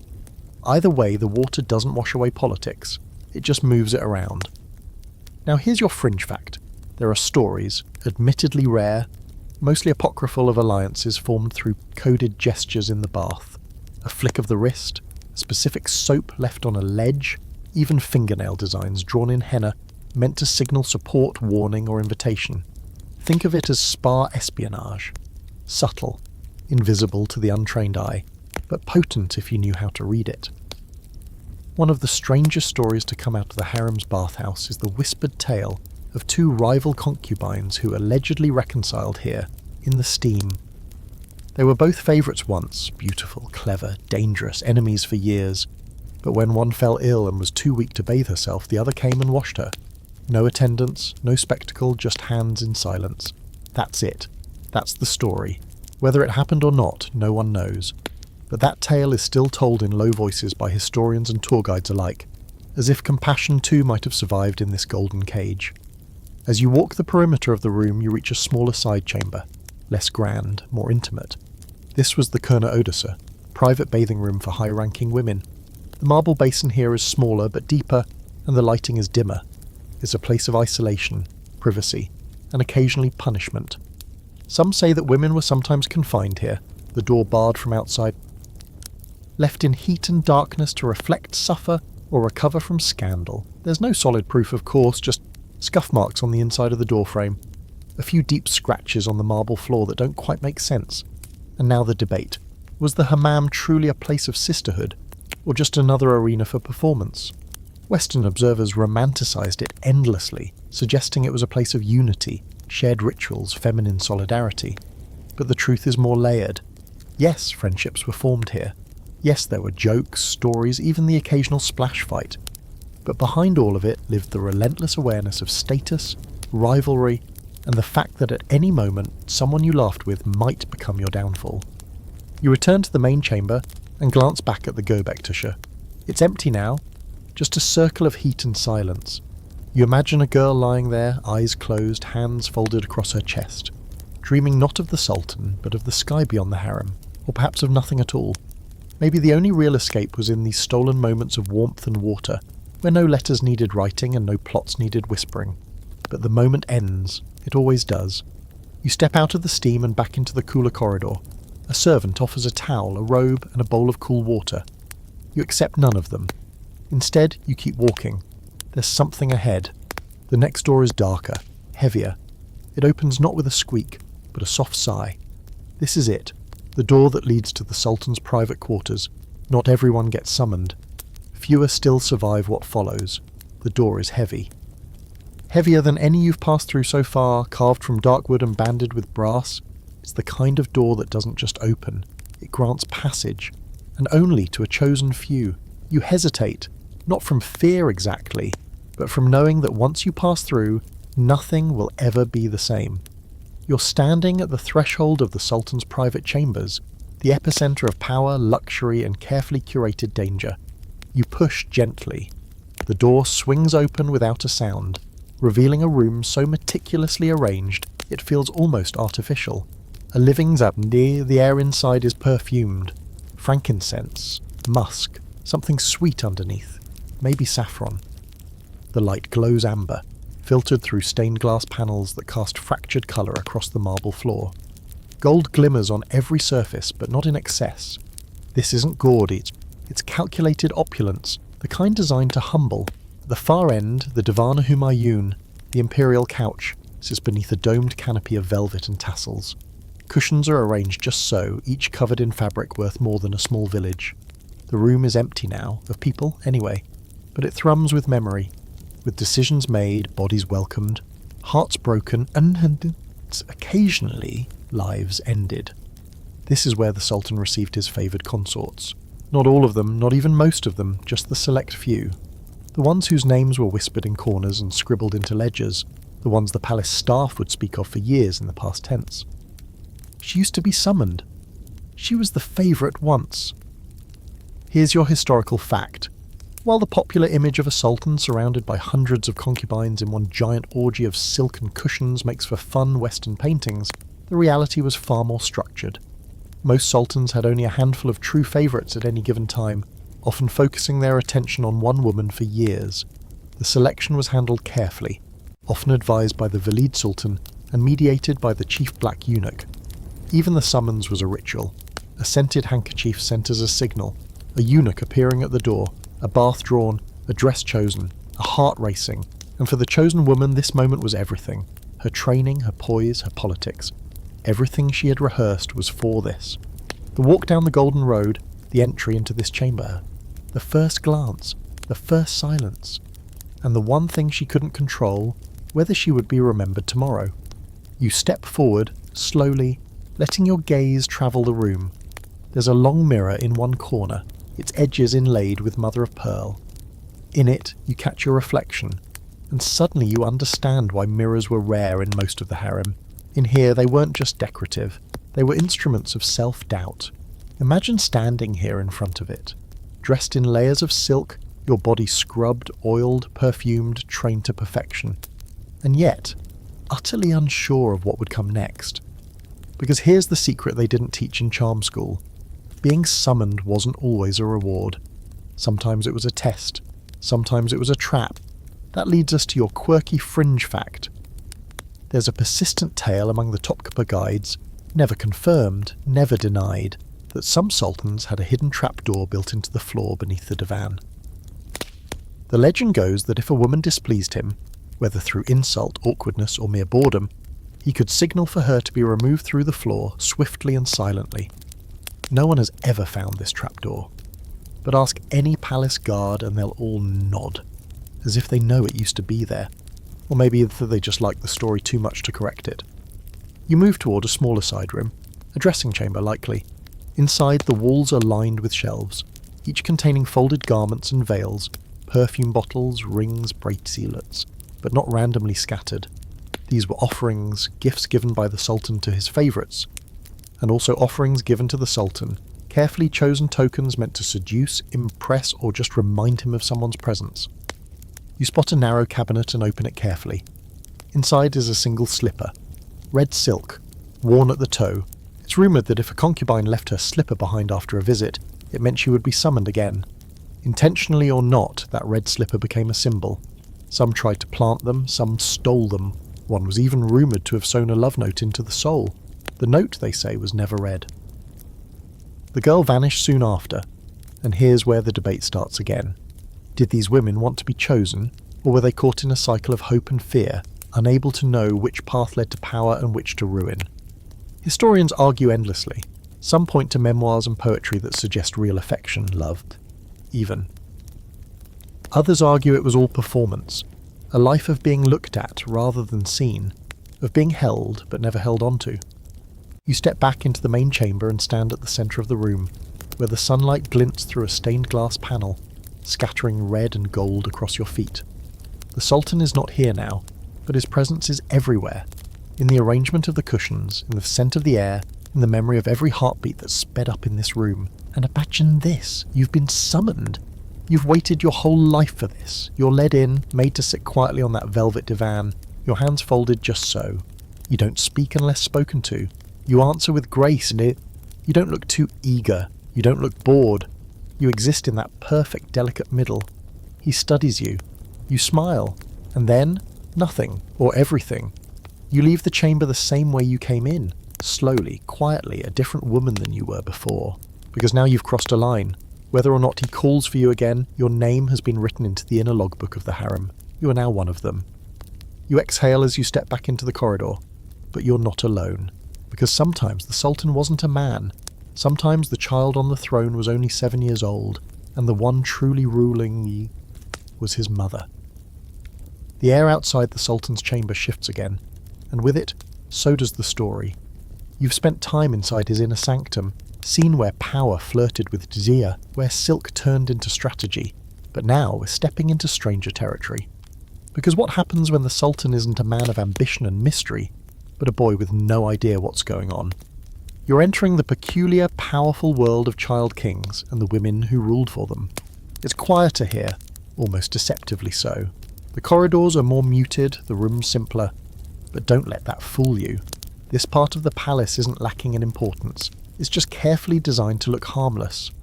Tucked behind these modest doors are the quarters of a child sultan, and more importantly his mother, who is about to run an empire from behind a veil. Let's talk facts first. Historically, it wasn't uncommon for Ottoman princes, sometimes as young as 7 or 8, to ascend the throne after the death or deposition of their fathers. The empire had rules, but also a flexible relationship with convenience. If the legal heir was a child, well, that's what regents were for. And in the case of the harem, that regent was nearly always the Valid Sultan. You walk into a sitting room that feels more like a nursery than a throne room. Cushions shaped like animals, wooden toys inlaid with mother of pearl, a silk ball half deflated in the corner. But then you look closer. Beneath one toy chest, a set of scrolls marked with court documents, a model of the empire carved in marble, tiny minarets, rivers, trade routes, a child's playroom, yes, but also a classroom, a boot camp, a trap. The young sultan would be raised in this gilded pressure cooker, surrounded by tutors, military strategists, and religious scholars. But the one figure who guided him from day to day, who whispered into his ear before public ceremonies, who determined which petitions he read and which he ignored, that was his mother. And now for your fringe fact.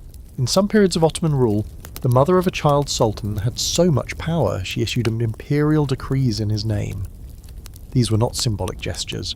She signed off on executions, she orchestrated marriages, she even managed foreign diplomacy. In one infamous case, the mother of a boy sultan personally negotiated with the Venetian ambassador, using coded embroidery to signal approval of terms. You enter another chamber, larger now, more formal, the child sultan's throne room. It's scaled down but no less grand. A raised dais sits beneath an embroidered canopy, and on it a child-sized throne carved from sandalwood and ivory. It's adorable and terrifying because this little chair once held a boy responsible for an empire stretching across continents. But make no mistake, he wasn't alone. Standing just behind him, never sitting, was his mother, the true ruler. Imagine the balance she had to strike. Not just guiding her son, but also protecting him from the court's endless swirl of hungry viziers, jealous concubines, ambitious half-brothers, and opportunistic eunuchs.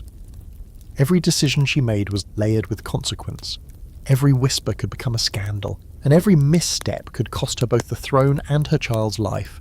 Here's where things get darker. The Ottoman system, especially in earlier centuries, had a brutal tradition, the execution of rival princes. It was meant to prevent civil war, to ensure only one heir ruled. But when your son was young, and you were the one protecting him, that tradition took on a razor-sharp urgency. It was your job to keep him alive by any means necessary, and sometimes that meant eliminating his brothers, or even orchestrating the exile or quiet execution of women who bore them. It's no wonder these mothers often ruled with iron veils. Debate time. Some historians argue that during this Sultanate of Women period, the empire weakened, that these powerful mothers and their regencies led to corruption, favouritism and instability. Others strongly disagree, pointing out that some of the most effective diplomacy, reforms and court management occurred under their watch. In fact, many of these women were better administrators than their sons ever became. You pause before a low shelf filled with bound scrolls. Some are playbooks, literally. Stories of conquest rewritten as bedtime tales. Others are real court records marked with red wax.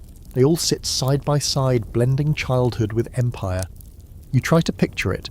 A boy, yawning into his tea, asked to choose between two advisors he barely understands, and beside him his mother, pretending not to interfere.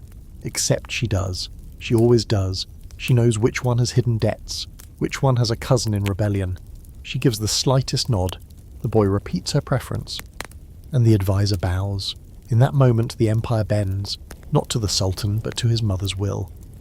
You step into a corridor that connects to a private garden. This was the boy Sultan's space to play, to run, to pretend he was just a child. But the design betrays its purpose.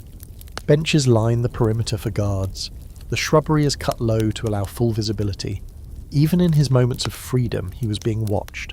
And yet, some of these boys loved their mothers deeply, wrote them poems, erected fountains in their honour. There are records of Sultan sons weeping at their mother's funeral, refusing food for days. Others, not so much. One sultan famously stripped his mother of all power as soon as he came of age. She died alone in a separate wing, her former chambers sealed and her name erased from many court records. You reach one final room, smaller, darker, quieter. This was where the Valide Sultan would retreat after guiding her son through the day.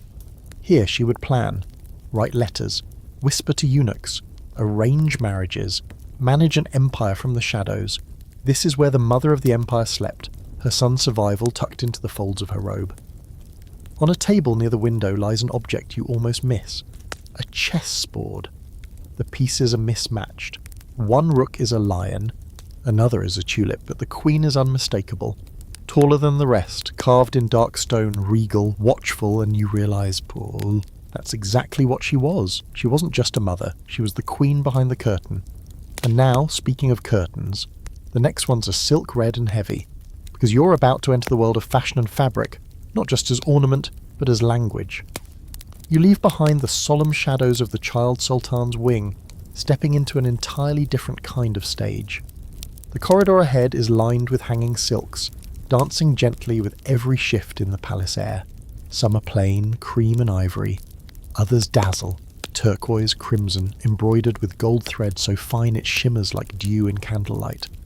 You've entered the textile wing of the harem, the palace's personal theatre of fabric, fashion, and coded messages. This isn't just where clothes are stored, it's where identities are built. You pass through a carved arch into a domed chamber filled with bolts of cloth stacked like treasure. Silk from Bursa, velvet from Persia, cotton from Egypt. The scent in here is a dreamy blend of rose oil, cedar chests, and the faintest trace of dye. Earthy, pungent, strangely comforting. And amid all that softness you realise something. The women of the harem didn't just wear their status, they spoke with it, in silken tinsets and stitching, in colour and cut. Let's get historical for a moment. Ottoman court fashion was highly symbolic.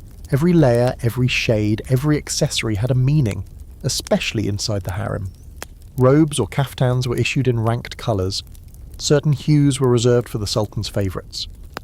Others signalled your proximity to the valid sultan. A deep indigo might mark you as part of her inner circle. A pale green, you're still training. Crimson with gold edging, you're on the rise, and everyone knows it. Even undergarments mattered. Laces dyed with saffron or rose were given only to those of high rank, or to women preparing for a summons. It's said that one concubine refused to wear the underrobe provided to her before her first audience with the sultan. She insisted on her own. Embroidered in silver thread was a single word, worthy. The sultan kept her for 3 years. Fringe fact time, there's a persistent tale that red slippers meant you had spent the night with the sultan. The brighter the red, the more recent the encounter. Whether or not this was true, the symbolism caught on. A servant walking down the corridor holding a pair of crimson slippers was enough to set off whispers across the entire harem. Now, you walk through the tailoring chamber, where silk cushions are scattered like fallen petals and the long needles rest carefully beside rolls of thread. Women didn't just receive garments here. They made them, customised them, weaponised them.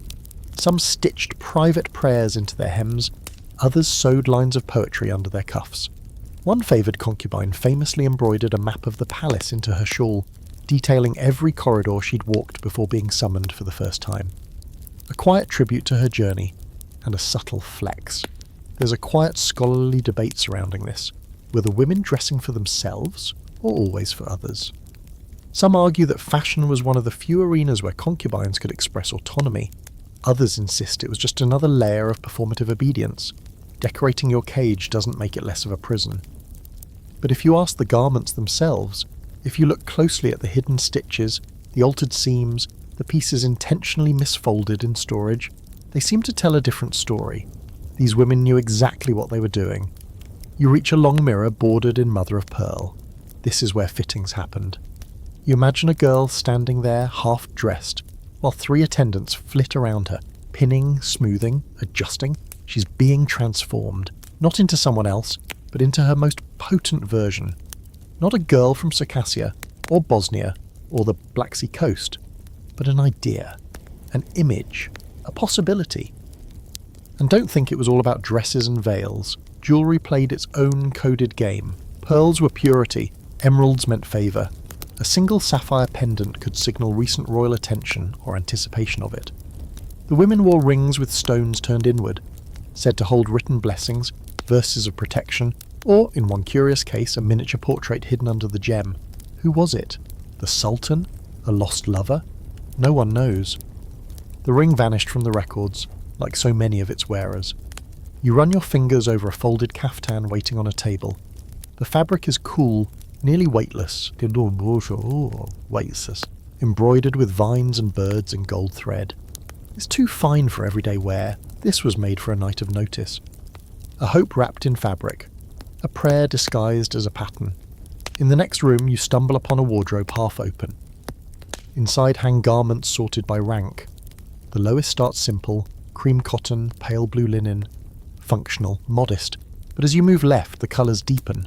Burgundy, indigo, peacock green, then finally the showstoppers, rich black, shimmering gold, flame orange silk, not just bold, regal, owned only by those closest to power. And then you see it, a robe hanging alone, midnight blue with silver crescents along the hem, a rare colour, used sparingly, only for nights when the moon was high and the Sultan was expected to choose. The robe smells faintly of rosewood and musk. It hasn't been worn in years, but it still holds its purpose. A robe like this wasn't made for comfort, it was made to be remembered in. You step back, letting the fabric sway gently as you pass. The room falls quiet behind you. You walk through another passage, where spools of thread are lined up like soldiers, waiting to be called into battle. The women who worked here knew they were doing more than crafting clothing. They were scripting reputations, sewing status, shielding vulnerabilities with layers of beauty. And now you leave the fabric behind. The next chamber is colder, sparsely furnished. A table, a bench, a wall without decoration. This is the room where escape was imagined, and where some tried to make it real. The shift is immediate. Gone are the soft silks and flattering mirrors. The corridor you walk now feels like the palace exhaling, its golden airs vanishing, its perfumed illusions peeling back. The walls narrow, the light dims, and for the first time in a while, it feels like the harem might actually end, not in poetry or power or polished tile, but in footsteps fading into nothing. You've entered the part of the palace where escape became more than just a fantasy. It became a plan. You're in the exile wing, or what the records politely called the transfer chambers. But let's not kid ourselves. These were holding cells, waiting rooms, a place for the discarded to prepare for a life that no longer belonged to the palace, and a palace that no longer belonged to them. You move slowly now, your sandals making little sound on the dull stone floors. There's no velvet here, no gold trim, just worn doors and faded paint. But the energy hums. Quiet desperation lingers in the air like smoke that never clears. Here's your historical fact. Not all concubines stayed in the harem forever. Some were released, usually after aging out of the system, falling out of favour, or becoming politically inconvenient.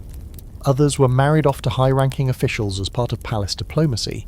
This was considered a generous retirement package. But for the ones who tried to leave on their own, well, let's just say their stories ended differently. If they ended at all. There are barely any official records of escape attempts, for good reason.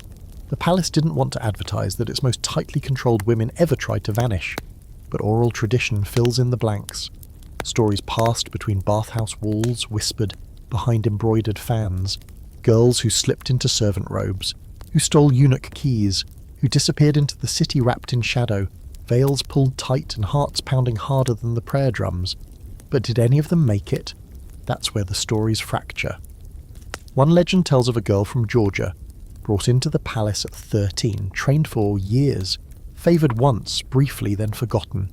She planned her escape for months, bribed a guard with her ruby necklace, faked a fever to be transferred to the medical wing, then vanished during the storm of a visiting dignitary's arrival. The legend says she boarded a ship bound for Venice, that she became a singer, that she lived out her days on the edge of the world, but no one knows for sure. Her name was struck from the palace records, which, depending on how you look at it, might be the greatest proof she ever truly escaped. You open a low wooden door and find a narrow room with a single window, barred. The view is of a courtyard, overgrown, forgotten. A fig tree clings to one corner like it's trying to escape too. On the windowsill lies something strange, a strip of cloth, knotted like a rope. It's short, symbolic maybe, or someone tried and failed. Here's your fringe fact. Palace servants, especially laundresses and bath attendants, were often the co-conspirators in escape attempts. They moved freely, knew the layout, and could smuggle items in and out with relative ease. Some were sympathetic, others were paid handsomely. A few were rumoured to have secret deals with foreign merchants or embassy workers who could hide someone for the right price. But the risk? Monumental. Not just for the woman as escaping, but for anyone who helped her. Punishment ranged from public flogging to execution, or, in the harem's signature style, quiet erasure. One day you were here, the next you weren't, and no one asked questions, or if they did, they made sure no one heard the answers. You move to another room, a bit larger but colder still. In the corner sits a chest. It's unassuming, scratched, the lock rusted through.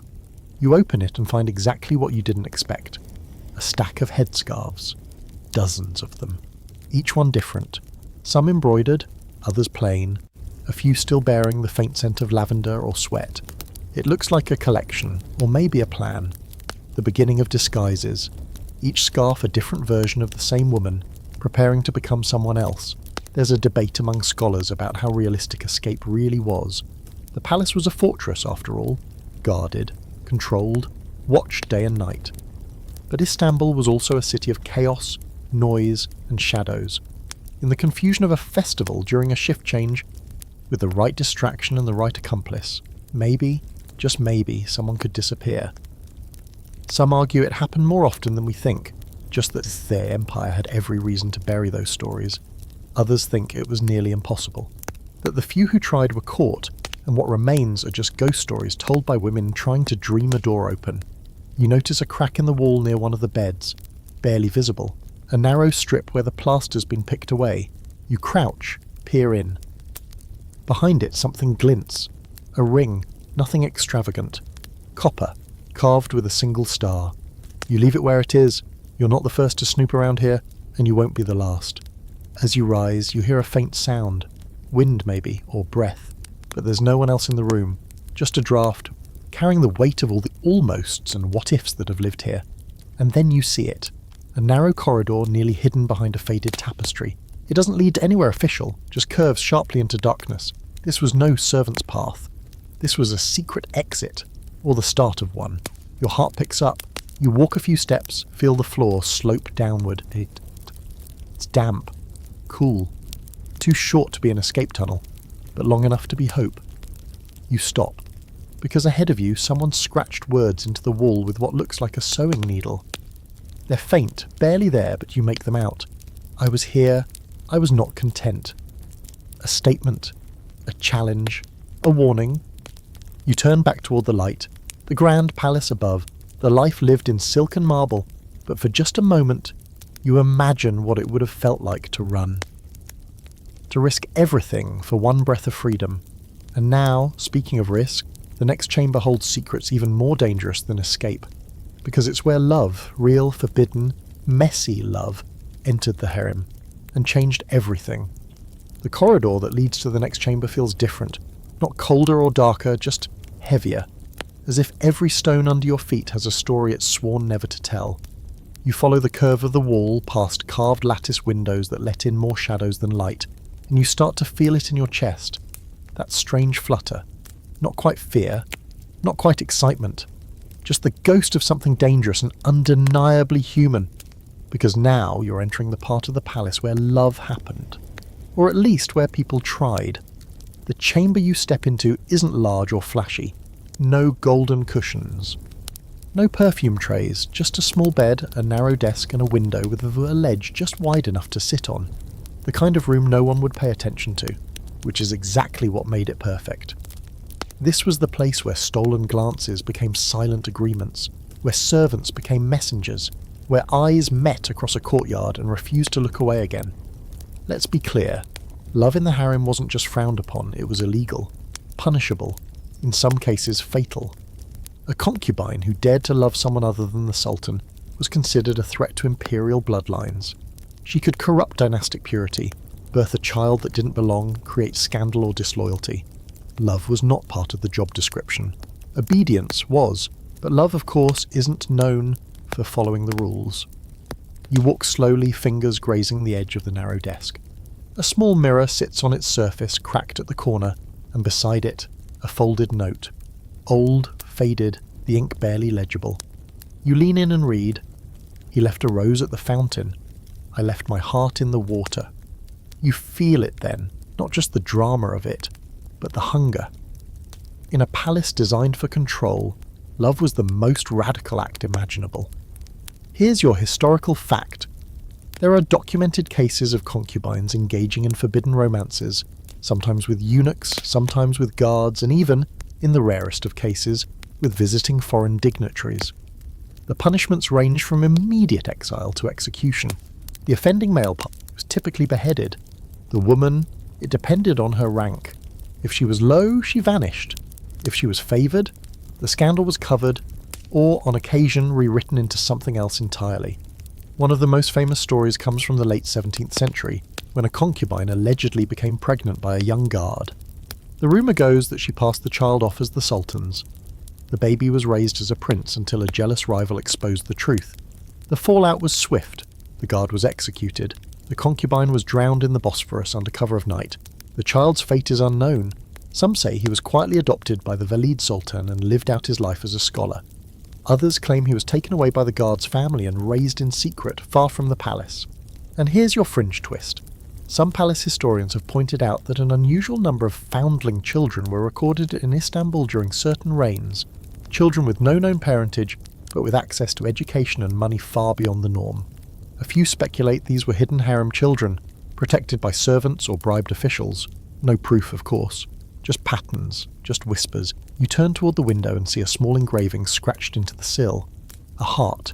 Childish, clumsy, underneath a single word, mine. You wonder who it referred to. A lover? A child? A dream that someone clung to for a little too long? There's a debate among scholars about whether true romantic love even existed in the harem. Some argue it did, citing poetry written by concubines that clearly speaks of longing and devotion. Others claim those works were stylized, part of the training, not confessions. That love was a performance, a tactic, a skill sharpened like a blade. But if you've ever been in a place this confined with this many rules, then you know the more forbidden something is, the more likely someone is to want it. And sometimes love wasn't about rebellion. It was about survival. Imagine a concubine out of favour slipping down the ranks. Glance from a kind-hearted eunuch who brings her tea when she's sick. A shared story. A moment of laughter. Is it love? Or just the illusion of being seen? Does it matter?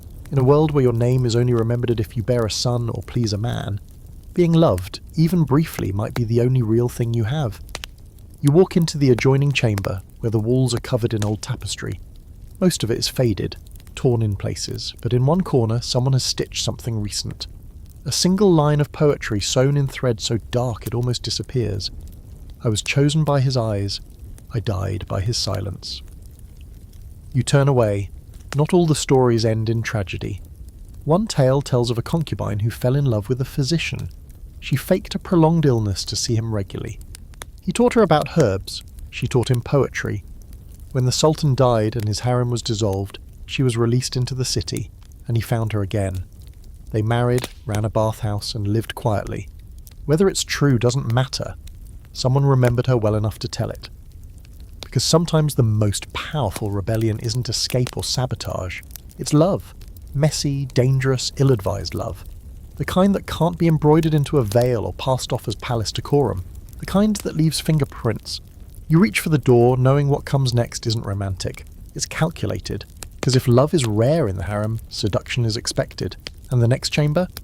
That's where they taught the art of being irresistible. The hallway curves once more, but this time it doesn't feel like you're walking deeper into the palace. It feels like you're being ushered onto a stage. The lighting grows warmer again, the air tinged with jasmine and something more deliberate. Intention.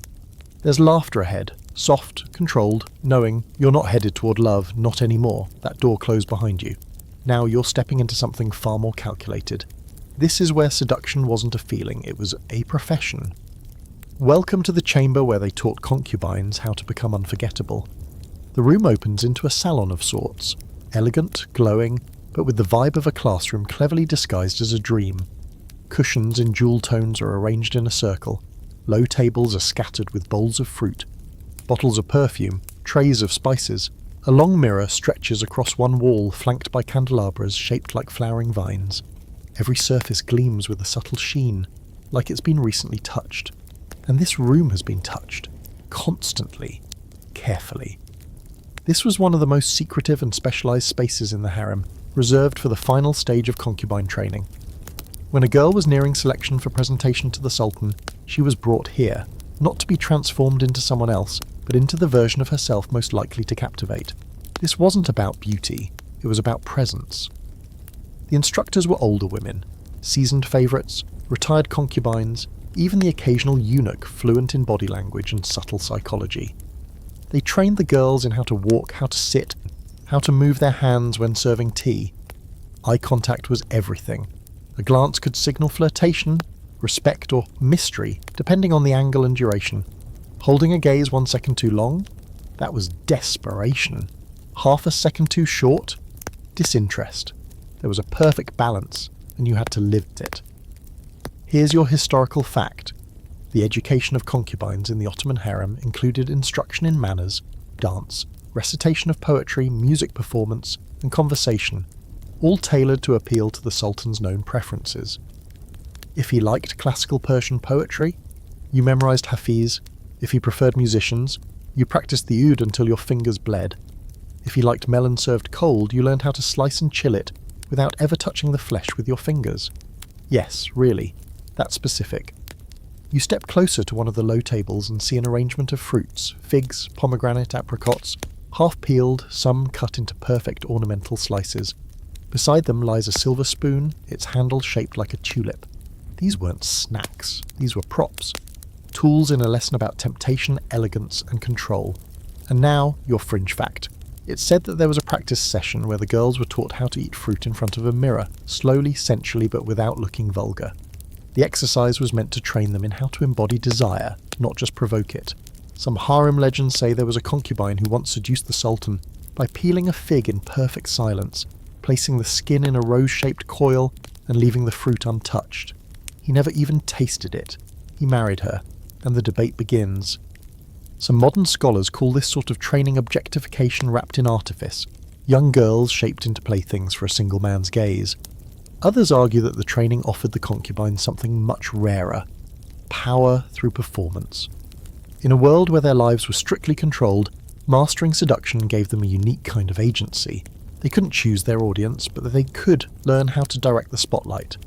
You move to the mirror and study your reflection, not your face, but your posture. The way your hand rests against your waist, the tilt of your shoulder. Every concubine was taught to use her body like an instrument, not for sex, but for suggestion. Seduction here wasn't explicit. It was poetry told through breath, fingertip, the slight catch in a voice when reading aloud. In the far corner of the room, a pair of slippers sit under a cushion, red velvet, small, likely unused in years. Beside them a folded fan. The fan was more than a tool for heat. It was a code. Opened wide, interest, half folded, caution. Tapping it against the wrist could mean annoyance, playfulness, or warning, depending on timing. Every movement had a meaning. Every meaning had a risk. And this wasn't just about physical allure. The conversation was part of the seduction. One wrong word could send you to the old palace forever, but the right phrase, delivered at the perfect moment, could shift power in your favour. A concubine once quoted a Persian poem about the moon to the Sultan, hinting at his loneliness. He called for her again the next night, then the next, then she bore him a son. You step into the adjoining practice room, smaller, enclosed. Its floor designed for dance. Here the girls learned how to move, not to perform in front of an audience, but to understand the rhythm of the court itself, to match its tempo, to anticipate. The movements were soft, flowing, meant to mimic nature. A breeze, a river, a branch swaying in wind. You weren't just a woman, you were an atmosphere. One final corner catches your eye, a faded tapestry pulled partially off the wall. Behind it, someone has scratched a phrase into the plaster with a needle or hairpin. I made him dream. Not love me, not choose me, just dream. A woman who knew exactly what she was here to do. You return to the main chamber, the silence heavy but not sad. This was a classroom, yes, but also a forge. Girls entered here soft, unshaped. They left glowing, sharpened, capable of bringing the Empire's most powerful man to his knees without ever raising their voice. But of course, not everyone made it to this room, and not everyone who did survived the weight of being seen, because for every woman who rose in the harem, someone else helped her, and sometimes he was the one pulling the strings. Next, the eunuch who made queens. The next corridor feels deceptively empty. No scent of jasmine, no flicker of lanterns in polished brass. The walls here are plainer, the stone underfoot darker, worn smooth by the steps that didn't glide like the concubines. The mood shifts, less perfume, more purpose. You're no longer in the domain of beauty or seduction. You've stepped into the other half of the harem's machinery, the one rarely mentioned in romantic retellings, the one who watched from the shadows, unlocked the doors, and turned girls into power. You've just entered the realm of the Queenmaker eunuch. The room ahead is sparse, more office than chamber. A low table sits in the centre, covered in scrolls, signet stamps, and notes written in a careful, practiced script. A single cushion sits behind it, not lavish, not decorative, functional style. This is where one of the most powerful figures in the palace operated in total silence. His name never shouted, but always known. Let's start with the title, Kuzlar Arsu, the chief black eunuch. He wasn't just a high-ranking servant, he was a kingmaker, the bridge between the Sultan's private world and the rest of the empire. He controlled access to the harem, he monitored correspondence, he escorted the Sultan's orders to the Grand Vizier, and most critically, he oversaw the rise and fall of every woman behind these walls. Here's your historical fact. By the 17th century, the chief black eunuch wielded extraordinary influence. He had direct access to the Sultan's ear and could approve or deny any harem girl's petition. He advised the Valida Sultan, arranged diplomatic marriages, and handled palace discipline. Some even issued edicts in the Sultan's name. Not bad for someone originally enslaved, castrated, and brought into the empire from East Africa. And now the paradox. You walk through his chamber, past the low bookshelves and a map of the palace drawn in precise, almost obsessive lines. This man, stripped of his identity and body, became the orchestrator of one of the world's most complex gendered power systems. He had no family, no heirs, no legacy in the traditional sense. And yet every major shift in the harem flowed through his hands. There's a box beside the table, unlocked. You open it and find a collection of rings, not decorative. Keys, each one marked with a different symbol: the outer gate, the Valide Sultan's quarters, the bathhouse, the Sultan's chamber. He carried them all, not always literally, but figuratively, no door opened without his knowledge. Now for your fringe fact. It's whispered that the Queenmaker eunuch maintained a secret ledger, recording every concubine's behaviour, alliances, skills and secrets. He wasn't just watching, he was ranking, monitoring, preparing, so that when the Sultan asked, "Who tonight?" the answer was already calculated. Not the prettiest, not the youngest, the most strategic. You enter an inner room, modest but meticulously clean. This is where the eunuch would receive private reports from bathhouse attendants, tutors and guards. Here, whispers became decisions. Here, a girl's life could pivot with a single sentence. She speaks too freely. She sings like the rain. She looks at the Valida Sultan without bowing. He'd consider, record and act. There's a scholarly debate that never quite dies. Were these eunuchs loyal servants or quiet tyrants? Some say they protected the women of the harem, shielding them from abuse and political chaos. Others argue they manipulated every relationship for their own advancement. The truth, of course, is tangled. Protection often came with strings, and in a world where a glance could start a war, power was never clean. You pause in front of a niche in the wall where small statues rest. Not religious icons, just carved figures. One is a lion, another a bird with a broken wing, the third a hand, open, palm up. You wonder what they meant to him, or if they were left here after. Here's something strange. While the chief black eunuch was technically considered a slave, he was richer and more powerful than most of the empire's nobles. He could receive bribes, property, and diplomatic gifts, and yet he couldn't legally marry, have children, or hold military rank. His life was a contradiction, elevated and erased at once, and still he made queens. You walk into a side chamber, cool, quiet, lit by a single lamp. A wall of shelves holds letters, none addressed to him, but all marked with his seal, notes from concubines asking for favour, pleas from servants, even messages from the Valida Sultan, all passed through his hand. He wasn't just the messenger. He decided whether the message arrived at all. Imagine being a young concubine barely out of training writing your first petition, carefully wording it, practicing the handwriting, sealing it with your thumbprint, and then placing it in the hands of a man you've never spoken to, but who now controls your future. Would he smile at the flattery? Would he be offended by a misstep in etiquette?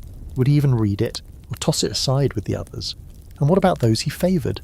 The girls he guided, shaped, protected? Did they love him, fear him, both? Probably. There's a record of one harem favourite who, after becoming the Sultan's consort, continued to send gifts to the eunuch every new year. A ring, a poem, a single lemon wrapped in silk. No one knows what it meant, but he kept the lemon until the day he died.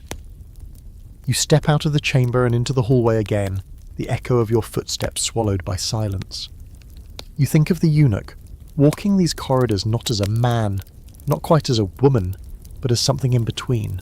A ghost, a god, a gatekeeper, someone who never owned power, but wielded it with terrifying precision. And now, behind the next curtain, waits a woman who learned the game from him, and then rewrote the rules. She ruled not from the throne, but from behind a veil, and when she spoke, the empire moved. You feel her presence before you see her room. It lingers in the air, soft, dense, and threaded with authority. Not loud, not showy, just unmistakable. The curtain ahead is heavier than the rest, stitched in layers of black and garnet silk, the fabric so thick it muffles even the nearby sounds of the palace. Behind it waits the story of a woman who never ruled from a throne, never wore a crown and never raised her voice in court, but still held an entire empire in her hands. You're about to meet the woman who ruled from behind a curtain. The chamber opens not with grandeur, but with gravity. It's dim, hushed, and meticulous. The walls are covered in dark tapestries, not of flowers or birds, but of geometric patterns and verses in delicate calligraphy. The floor is soft with rugs so thick they swallow your footsteps. This room isn't about display, it's about control. Everything here is arranged with a kind of invisible geometry. Every cushion, every scroll, every object placed as if part of a larger equation. This was the command post of a woman like Sultan. You've heard her name by now, even if you didn't know it before. One of the most formidable women in Ottoman history. A former concubine turned Sultan turned regent. Twice. She ruled through sons, grandsons, lovers, eunuchs and rivals, and she did it all without ever stepping into the official court. Her power didn't shout, it whispered. Here's your historical fact. Sultan served as regent for multiple child sultans across the 17th century and was effectively the most powerful figure in the empire during that time. She managed foreign policy, internal appointments, and massive charitable foundations. While the Sultan issued decrees, many were drafted by Kusum, or by men under her command, and she did all of this while veiled, behind screens, her face rarely seen by outsiders. Her influence didn't walk into the room, it was already there when others arrived. You move to a writing desk in the corner, not large, not ornate, but steady, covered in correspondence, coded notes, ink pots and seals, some with her symbol, others with the Sultan's. There are also 3 small bells, one silver, one bronze, one carved from wood. Each summoned someone different, a eunuch, a personal attendant, or a messenger trained to carry secret commands through the palace. She didn't need to speak loudly, she just needed to know which bell to ring. Fringe fact. Kusum reportedly had a set of curtains installed in front of her private receiving room, made with layers of fine gauze and silk so that she could see out, but no one could see in. Ambassadors spoke to her veil, servants delivered messages to her silhouette. The empire had to make decisions without ever fully looking her in the face, which in some strange way made her even more powerful. You walk to the other side of the room where a low seating area rests beneath a canopy of deep blue. There's a brazier here, cold now, but still scented with clove and rose. It was said that she met with foreign emissaries here, unseen, her voice carried by an attendant or a eunuch while she listened from behind the veil. She learned languages, not just Arabic and Turkish, but enough Italian and Greek to understand what diplomats didn't think she'd hear. There's a scholarly debate about Kusum's rule. Was she a wise regent protecting child sultans from a cutthroat court? Or was she a manipulator, a shadowy figure who let chaos reign as long as her grip on power remained? Historians disagree vehemently. Some paint her as a pious matriarch, generous to the poor, a stabilizing force in a fracturing empire. Others say she was ruthless, involved in poisonings, exiles and staged coups. But even her enemies admitted, she ruled. You sit where she might have sat, your eyes tracing the outlines of her world. This wasn't a queen's throne, it was a spider's web. Delicate, invisible, and nearly unbreakable. Her hands never appeared in official portraits, but her fingerprints are on everything. Then you notice a niche in the wall, barely visible behind a tapestry. Inside it, a set of ledgers. Not official accounts, private ones. Lists of concubines. Notes about their talents. Mentions of which eunuchs were loyal, whispers of who might be plotting something dangerous. It's not just administration, it's surveillance. She didn't rule with a sword, she ruled with a map of everyone else's secrets. One particular entry stands out, written in a smaller C, tighter hand. She smiles too often. Watch her. You step back, feeling the precision in those words. No cruelty, no theatrics, just calculation. The fringe stories around Kusum get stranger the deeper you dig. One rumour insists she once ordered an assassination using a poisoned ring delivered as a gift, an antique sapphire set with a needle-thin point of arsenic. Another tale says she wore a necklace of dried rose petals, one for every enemy she had defeated. Of course, there's no evidence for either story, but people kept repeating them anyway, because fear, like perfume, lingers. She was eventually overthrown, of course. Even shadows have enemies. It's said that she was strangled in her own rooms by rivals, some say by eunuchs she had once commanded. Even in death, her influence didn't vanish. It rippled outward, shaping the power dynamics of the harem for generations. You rise and move toward the curtain again. Behind it lies the palace you already know, but altered now because you understand the invisible system that held it together. The curtain didn't just hide the woman behind it. It announced her. It proved her, because only someone truly powerful could afford to be unseen, and just as you reach for the edge of that veil, you hear it. A sound like rustling fabric, a sigh, maybe a breath, and then it's gone. There's one more wing waiting, and this one is stitched with silk and treason. Because sometimes the deadliest messages were sewn into the seams of a dress.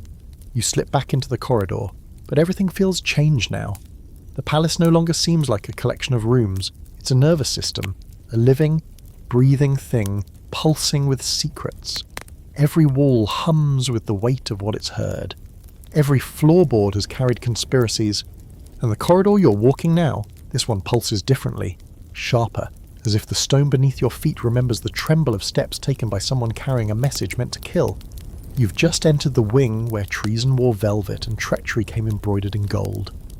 This is the part of the harem where secrets were no longer whispered or written in ink. They were stitched. At first glance, the room ahead looks almost delicate.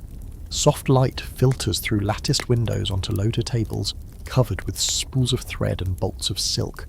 There are jars of beads, thimbles, and long needles balanced on the rims of ceramic cups. It's peaceful, domestic. It feels like a safe, feminine space, until you realise you're standing in the deadliest sewing circle in the empire. Because here, treason was measured in thread count. Here's your historical fact. The Ottoman harem included a fully functioning textile workshop, where concubines and female attendants produced clothing, tapestries, and ceremonial garments for the palace. But this workshop wasn't just about fashion. It was also a place of message-making, both official and otherwise. Needlework was one of the few forms of private communication concubines could engage in without suspicion. After all, what could be more innocent than embroidery? But the women of the harem were trained in more than calligraphy and charm. They were fluent in subtext. A symbol added to a collar, a hemline slightly too short, a line of beads sewn in the wrong pattern. All of these could say something to someone without ever using a word. You move to one of the tables and pick up a length of fabric. It's stunning, deep sapphire, soft as breath, threaded with silver. But on closer inspection, the embroidery along the edge doesn't form flowers or vines. It forms letters, a line of Ottoman Turkish so carefully camouflaged into the design it might have gone unnoticed forever. You read, "He forgets who fed him." Was it a warning? A threat? A final sentence from someone who knew her time was up? Fringe fact.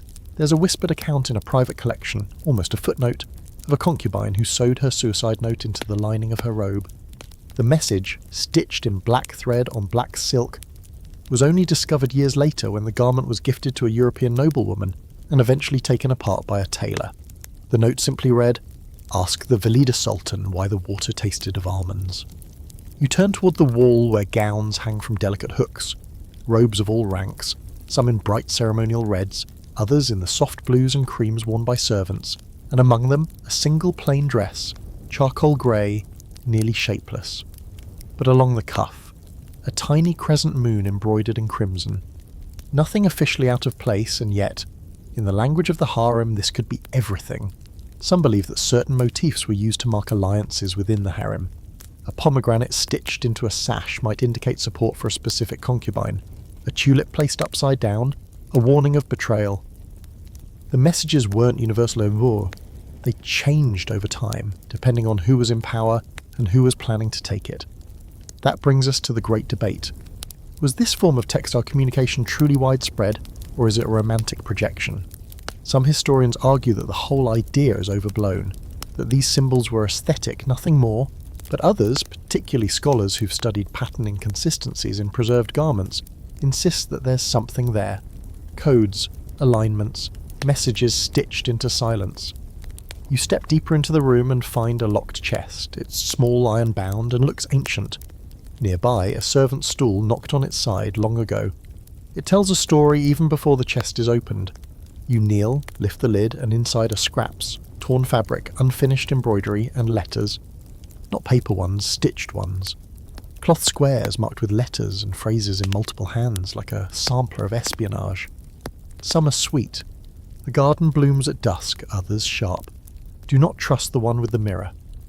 You imagine the process. Girls sitting shoulder to shoulder, sewing quietly, eyes lowered, while their fingers are moved with purpose, messages passed not in glances, but in thread. A gift handed to another woman, seemingly innocent. A ribbon sewn onto a robe meant for a bathhouse visit. A handkerchief tucked under a tea tray folded just so. Each gesture a risk. Each stitch a gamble. And sometimes they weren't warnings or threats. Sometimes they were alliances. Acts of trust in a world where loyalty was currency. Two concubines might agree on a secret signal in their garments. A silent vow to protect each other. Until one didn't. There's a corner of the workshop reserved for mending. You walk there now, it's quieter, emptier. A single robe lies on the table, torn across the side. It's been half repaired, the stitching careful but rushed. The pattern is uneven, and the thread, blood red, where it should be gold. A mistake, or a final word. You run your hand over the fabric and feel the faintest indentation beneath one embroidered rose. Something hidden. You lift the corner, and there it is. A patch sewn over a slit in the fabric. A pocket. Empty now. But you know what it once held. A note. A poison vial. A message that never made it. Some say the textile wing was the harem's heartbeat. Not just because it clothed the women, but because it remembered them. Fabric holds scent, oils, warmth, and secrets. Unlike stone, it absorbs the past. If these garments could speak, the palace wouldn't need archives.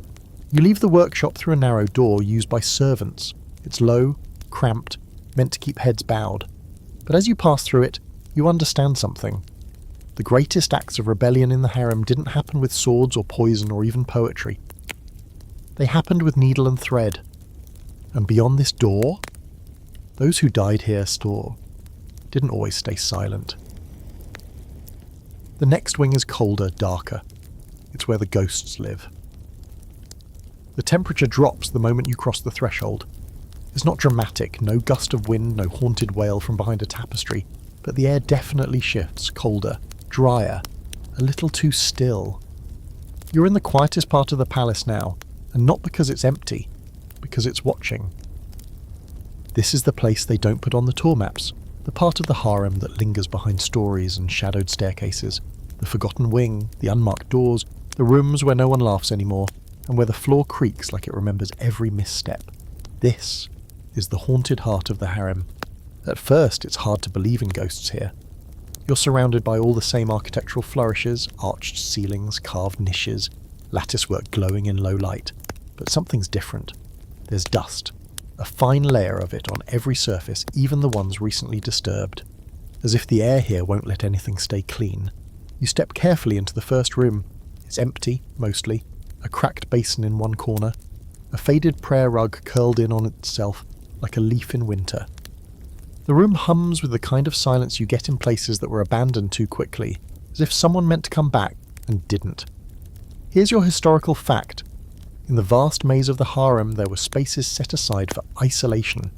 Rooms where women were sent for punishment, exile, or just to be forgotten. Sometimes for days, sometimes for years. The reasons ranged from petty infractions to political suspicions. There wasn't always an explanation, and there definitely wasn't always a release. One woman, a favoured concubine of a sultan who died unexpectedly, was never summoned again after his death. The new sultan didn't want her in the harem, but she hadn't broken any law, so she was given a room in the far west wing. Servants were assigned to her for meals and cleaning, but no one spoke to her. She lived there, silent and ignored, for almost 20 years before dying. The room was sealed. Some say her final words were carved into the wall with a hairpin. I am still here. Which brings us to your fringe fact. In at least 3 recorded cases from the late 1800s, women in the harem claimed to hear whispers in rooms that were officially empty. Always female voices, sometimes praying, sometimes singing. One chambermaid swore she heard someone crying softly in a room that had been sealed for a decade. No one believed her, until another servant disappeared near the same door. The room was resealed and bricked up. You step into another chamber, and this one's different. Not as empty. There's a vanity table still set with a few objects. A comb, a tiny perfume bottle, a cracked mirror. The kind of clutter someone might leave behind if they were called away suddenly. Or never came back.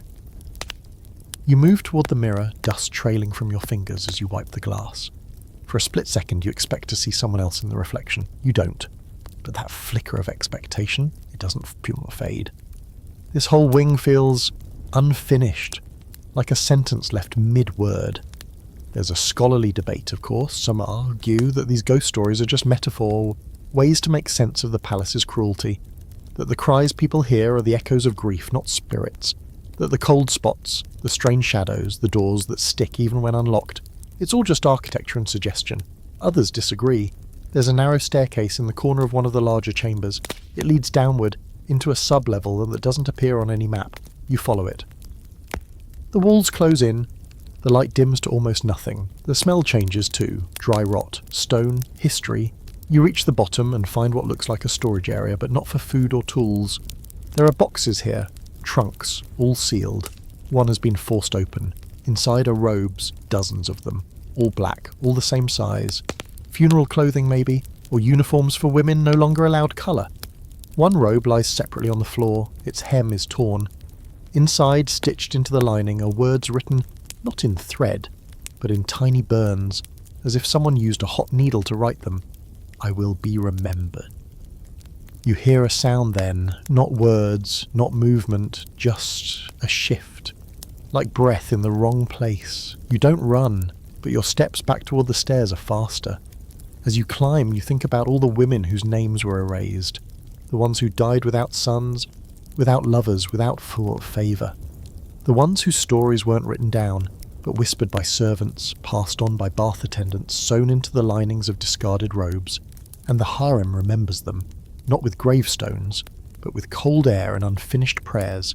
There's one more room before you leave this wing. It's marked only by a silver crescent above the door. You open it. Inside is nothing, except a bed, and a single slipper. Red.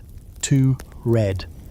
It's said that if a woman dies in the harem wearing red, her ghost lingers, still waiting to be summoned, still hoping her name will be called just once more. You close the door gently. You've seen enough, because the next wing doesn't hide what it is. It's not about beauty or betrayal or longing. It's where women were told to wait. Forever. It's the wing of forgotten mothers. You leave the ghosts behind, though they don't quite leave you. The silence clings like mist as you walk, steps muffled by something heavier than dust, but the corridor begins to change. The walls grow brighter again, though the colour has faded from time, not from lack of beauty, but from the absence of attention. These halls aren't broken, they are just ignored. You've arrived at the most bittersweet corner of the harem. This is the wing of the forgotten mothers. The passage opens into a wide room that once might have been luminous. Windows stretch high with arched frames that let in golden light. But the curtains are drawn, not tightly, just enough to dim the day. The rugs are fine but worn. The cushions are set in perfect rows, untouched for years. The whole space feels like a dinner table set for a feast that never happened. This is where the women who once mattered most to the empire came to fade, because motherhood in the harem was both a crown and a curse. Let's start with your historical fact. In the Ottoman court, the highest rank a woman in the harem could achieve was that of valide sultan, the sultan's mother.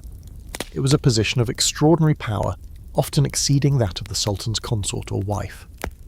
The valide sultan advised on political matters, managed palace affairs, and was often the final word on internal disputes.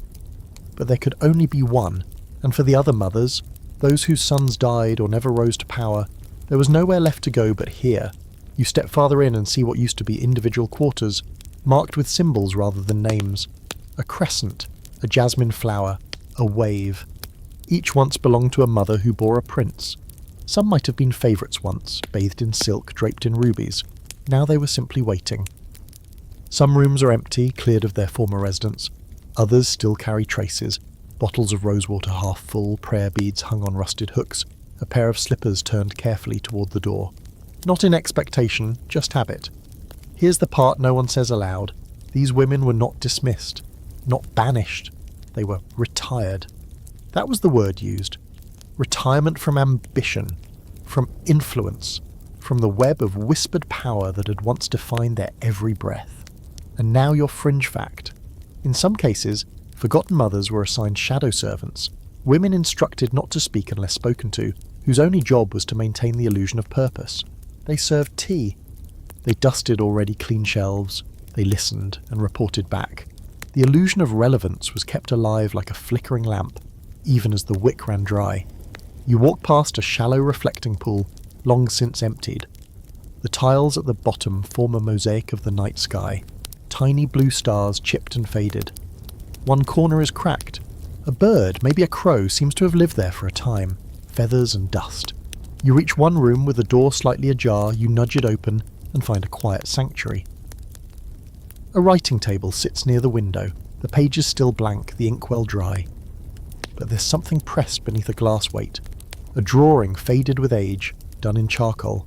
A child, not detailed, just a face, a shape, a mother trying to hold on to something she wasn't allowed to keep. This leads us into a cruel truth. Not all mothers got to raise their sons. Once a boy was declared heir, or even considered for succession.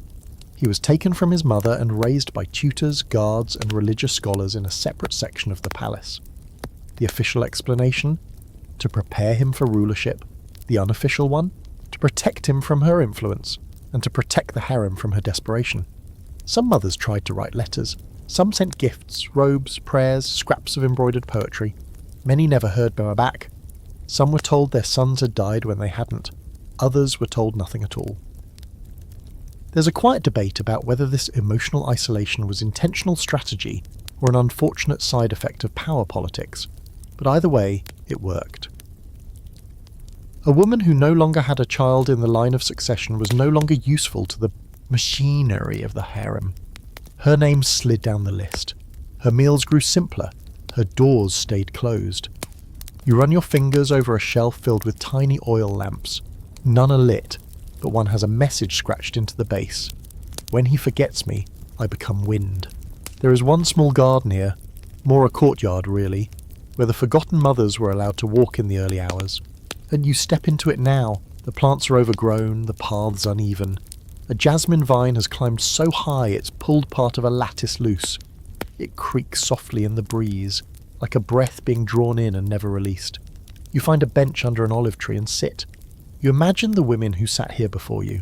Not bitter, not angry, just quiet. They'd done everything right. They'd given the empire what it asked for, beauty, sons, silence. And yet, here they were, longer remembered by the world outside these walls, not quite mourned, not quite alive in memory. One woman, they say, used to whisper her son's name every morning. A ritual, a refusal. After she died, her room remained sealed for years. When they finally reopened it, the name was etched into every surface. The walls, the underside of the bed, even the mirror's frame. She had not been forgotten. Not by herself. You rise, brushing dust from your palms. This wing is not about tragedy. Not exactly. It's about fading, the soft kind. The kind that happens in rooms where no one looks directly at you anymore. Where your story pauses in a sentence and no one finishes it. But every now and then, one of these women did find her way back to relevance. A nephew, a shift in power, a marriage arranged from afar. The curtain was pulled aside briefly, but most stayed here, drifting into quiet. As you pass through the final doorway, you catch the faintest whisper. Or maybe it's just the creak of the floorboards again. The next space is louder, not in volume, but in presence, because it's time you met the women who never disappeared, the ones who became legends, enemies, rulers and saints, the myth-makers of the harem. You emerge from the wing of faded silence and immediately feel the change in temperature, not in the air, but in the atmosphere. Gone are the slow-drifting shadows and dust-heavy stillness. This next wing doesn't whisper, it commands. The light is sharp again. filtered through coloured glass windows that cast ruby and emerald across the stone. It's not warmth, it's fire. And as you step into the next room, you know exactly where you are. You've entered the domain of the mythmakers. This is where the legends of the harem live. Not the quiet mothers or the lost concubines, but the ones who seized the story with both hands and rewrote it in gold. The survivors, the schemers, the saints, the villains, the queens, the ones who refused to be reduced to a footnote in a forgotten corridor. If the harem had ghosts, this is where the spirits speak. The room itself is different. Larger, high ceilings. The walls are lined with portraits, not paintings exactly, but stylized renderings in ink and thread, etched into tapestries and wall hangings, each image more elaborate than the last. A woman crowned in tulips, her eyes lowered but clearly watching. Another with her arms raised toward a crescent moon, light spilling from her palms. These aren't literal, they're symbols, stories rendered into iconography. This room doesn't preserve fact, it exalts myth. Let's start with your historical fact. Some women in the harem weren't just famous during their lifetimes, they were revered long after. Sultan, for example, the wife of Suleiman the Magnificent, was one of the most influential political figures in Ottoman history. A former slave who rose to legal wife and political confidant, she built charitable foundations, advised on military strategy, and directly engaged with foreign rulers. She wasn't just remembered, she was feared, and yet in European literature, she was villainized. Cast as a seductress, a poisoner, a manipulative sorceress, her legend split in two, admired in the East, demonized in the West. Both versions existed at once. Both survive to this day. You walk along the wall, gazing at the stories she had stitched into silk. One panel shows a woman kneeling beside a lion, her hands buried in its mane. The inscription reads, "She spoke the names of her enemies aloud, and the wind carried them away." Another shows a woman holding a dagger wrapped in ribbons. She cut only when the moment was silent. These weren't real images, of course, they were visual poetry. But every stitch told you who these women had become, not servants or consorts, but forces. Now, your fringe fact. Among the many rumours passed down through the harem was the story of the hidden library. It's said that one of the great Valida sultans, perhaps Safiye or Kusum, kept a private collection of journals written by harem women. Not just their own writings, but pages smuggled from others. Love letters, political notes, prayers, warnings. After her death, the library disappeared. Some say it was hidden behind a wall, others say it was burned to prevent scandal. But every so often, someone claims to have seen a page, fragmented, stained, but unmistakably real. You step closer to a display case in the centre of the room.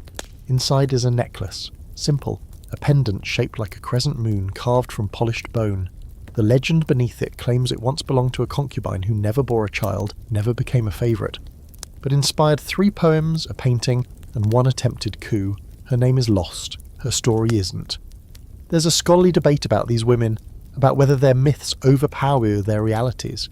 Were they actually powerful rulers, or just symbols manipulated by male chroniclers? Were they cunning strategists, or just scapegoats when things went wrong? Some argue that the legends do them a disservice, turning complex political players into romantic cliches. Others believe the myth is the only thing that let them survive at all. And there's something else. In this room, you feel it. Pride. These stories weren't hidden. They weren't whispered. They were displayed, embroidered into robes, sung in poems, passed from servant to servant like treasure. The harem, despite all its rules and restrictions, remembered its legends fiercely. Because these women didn't just live inside the palace, they became the palace.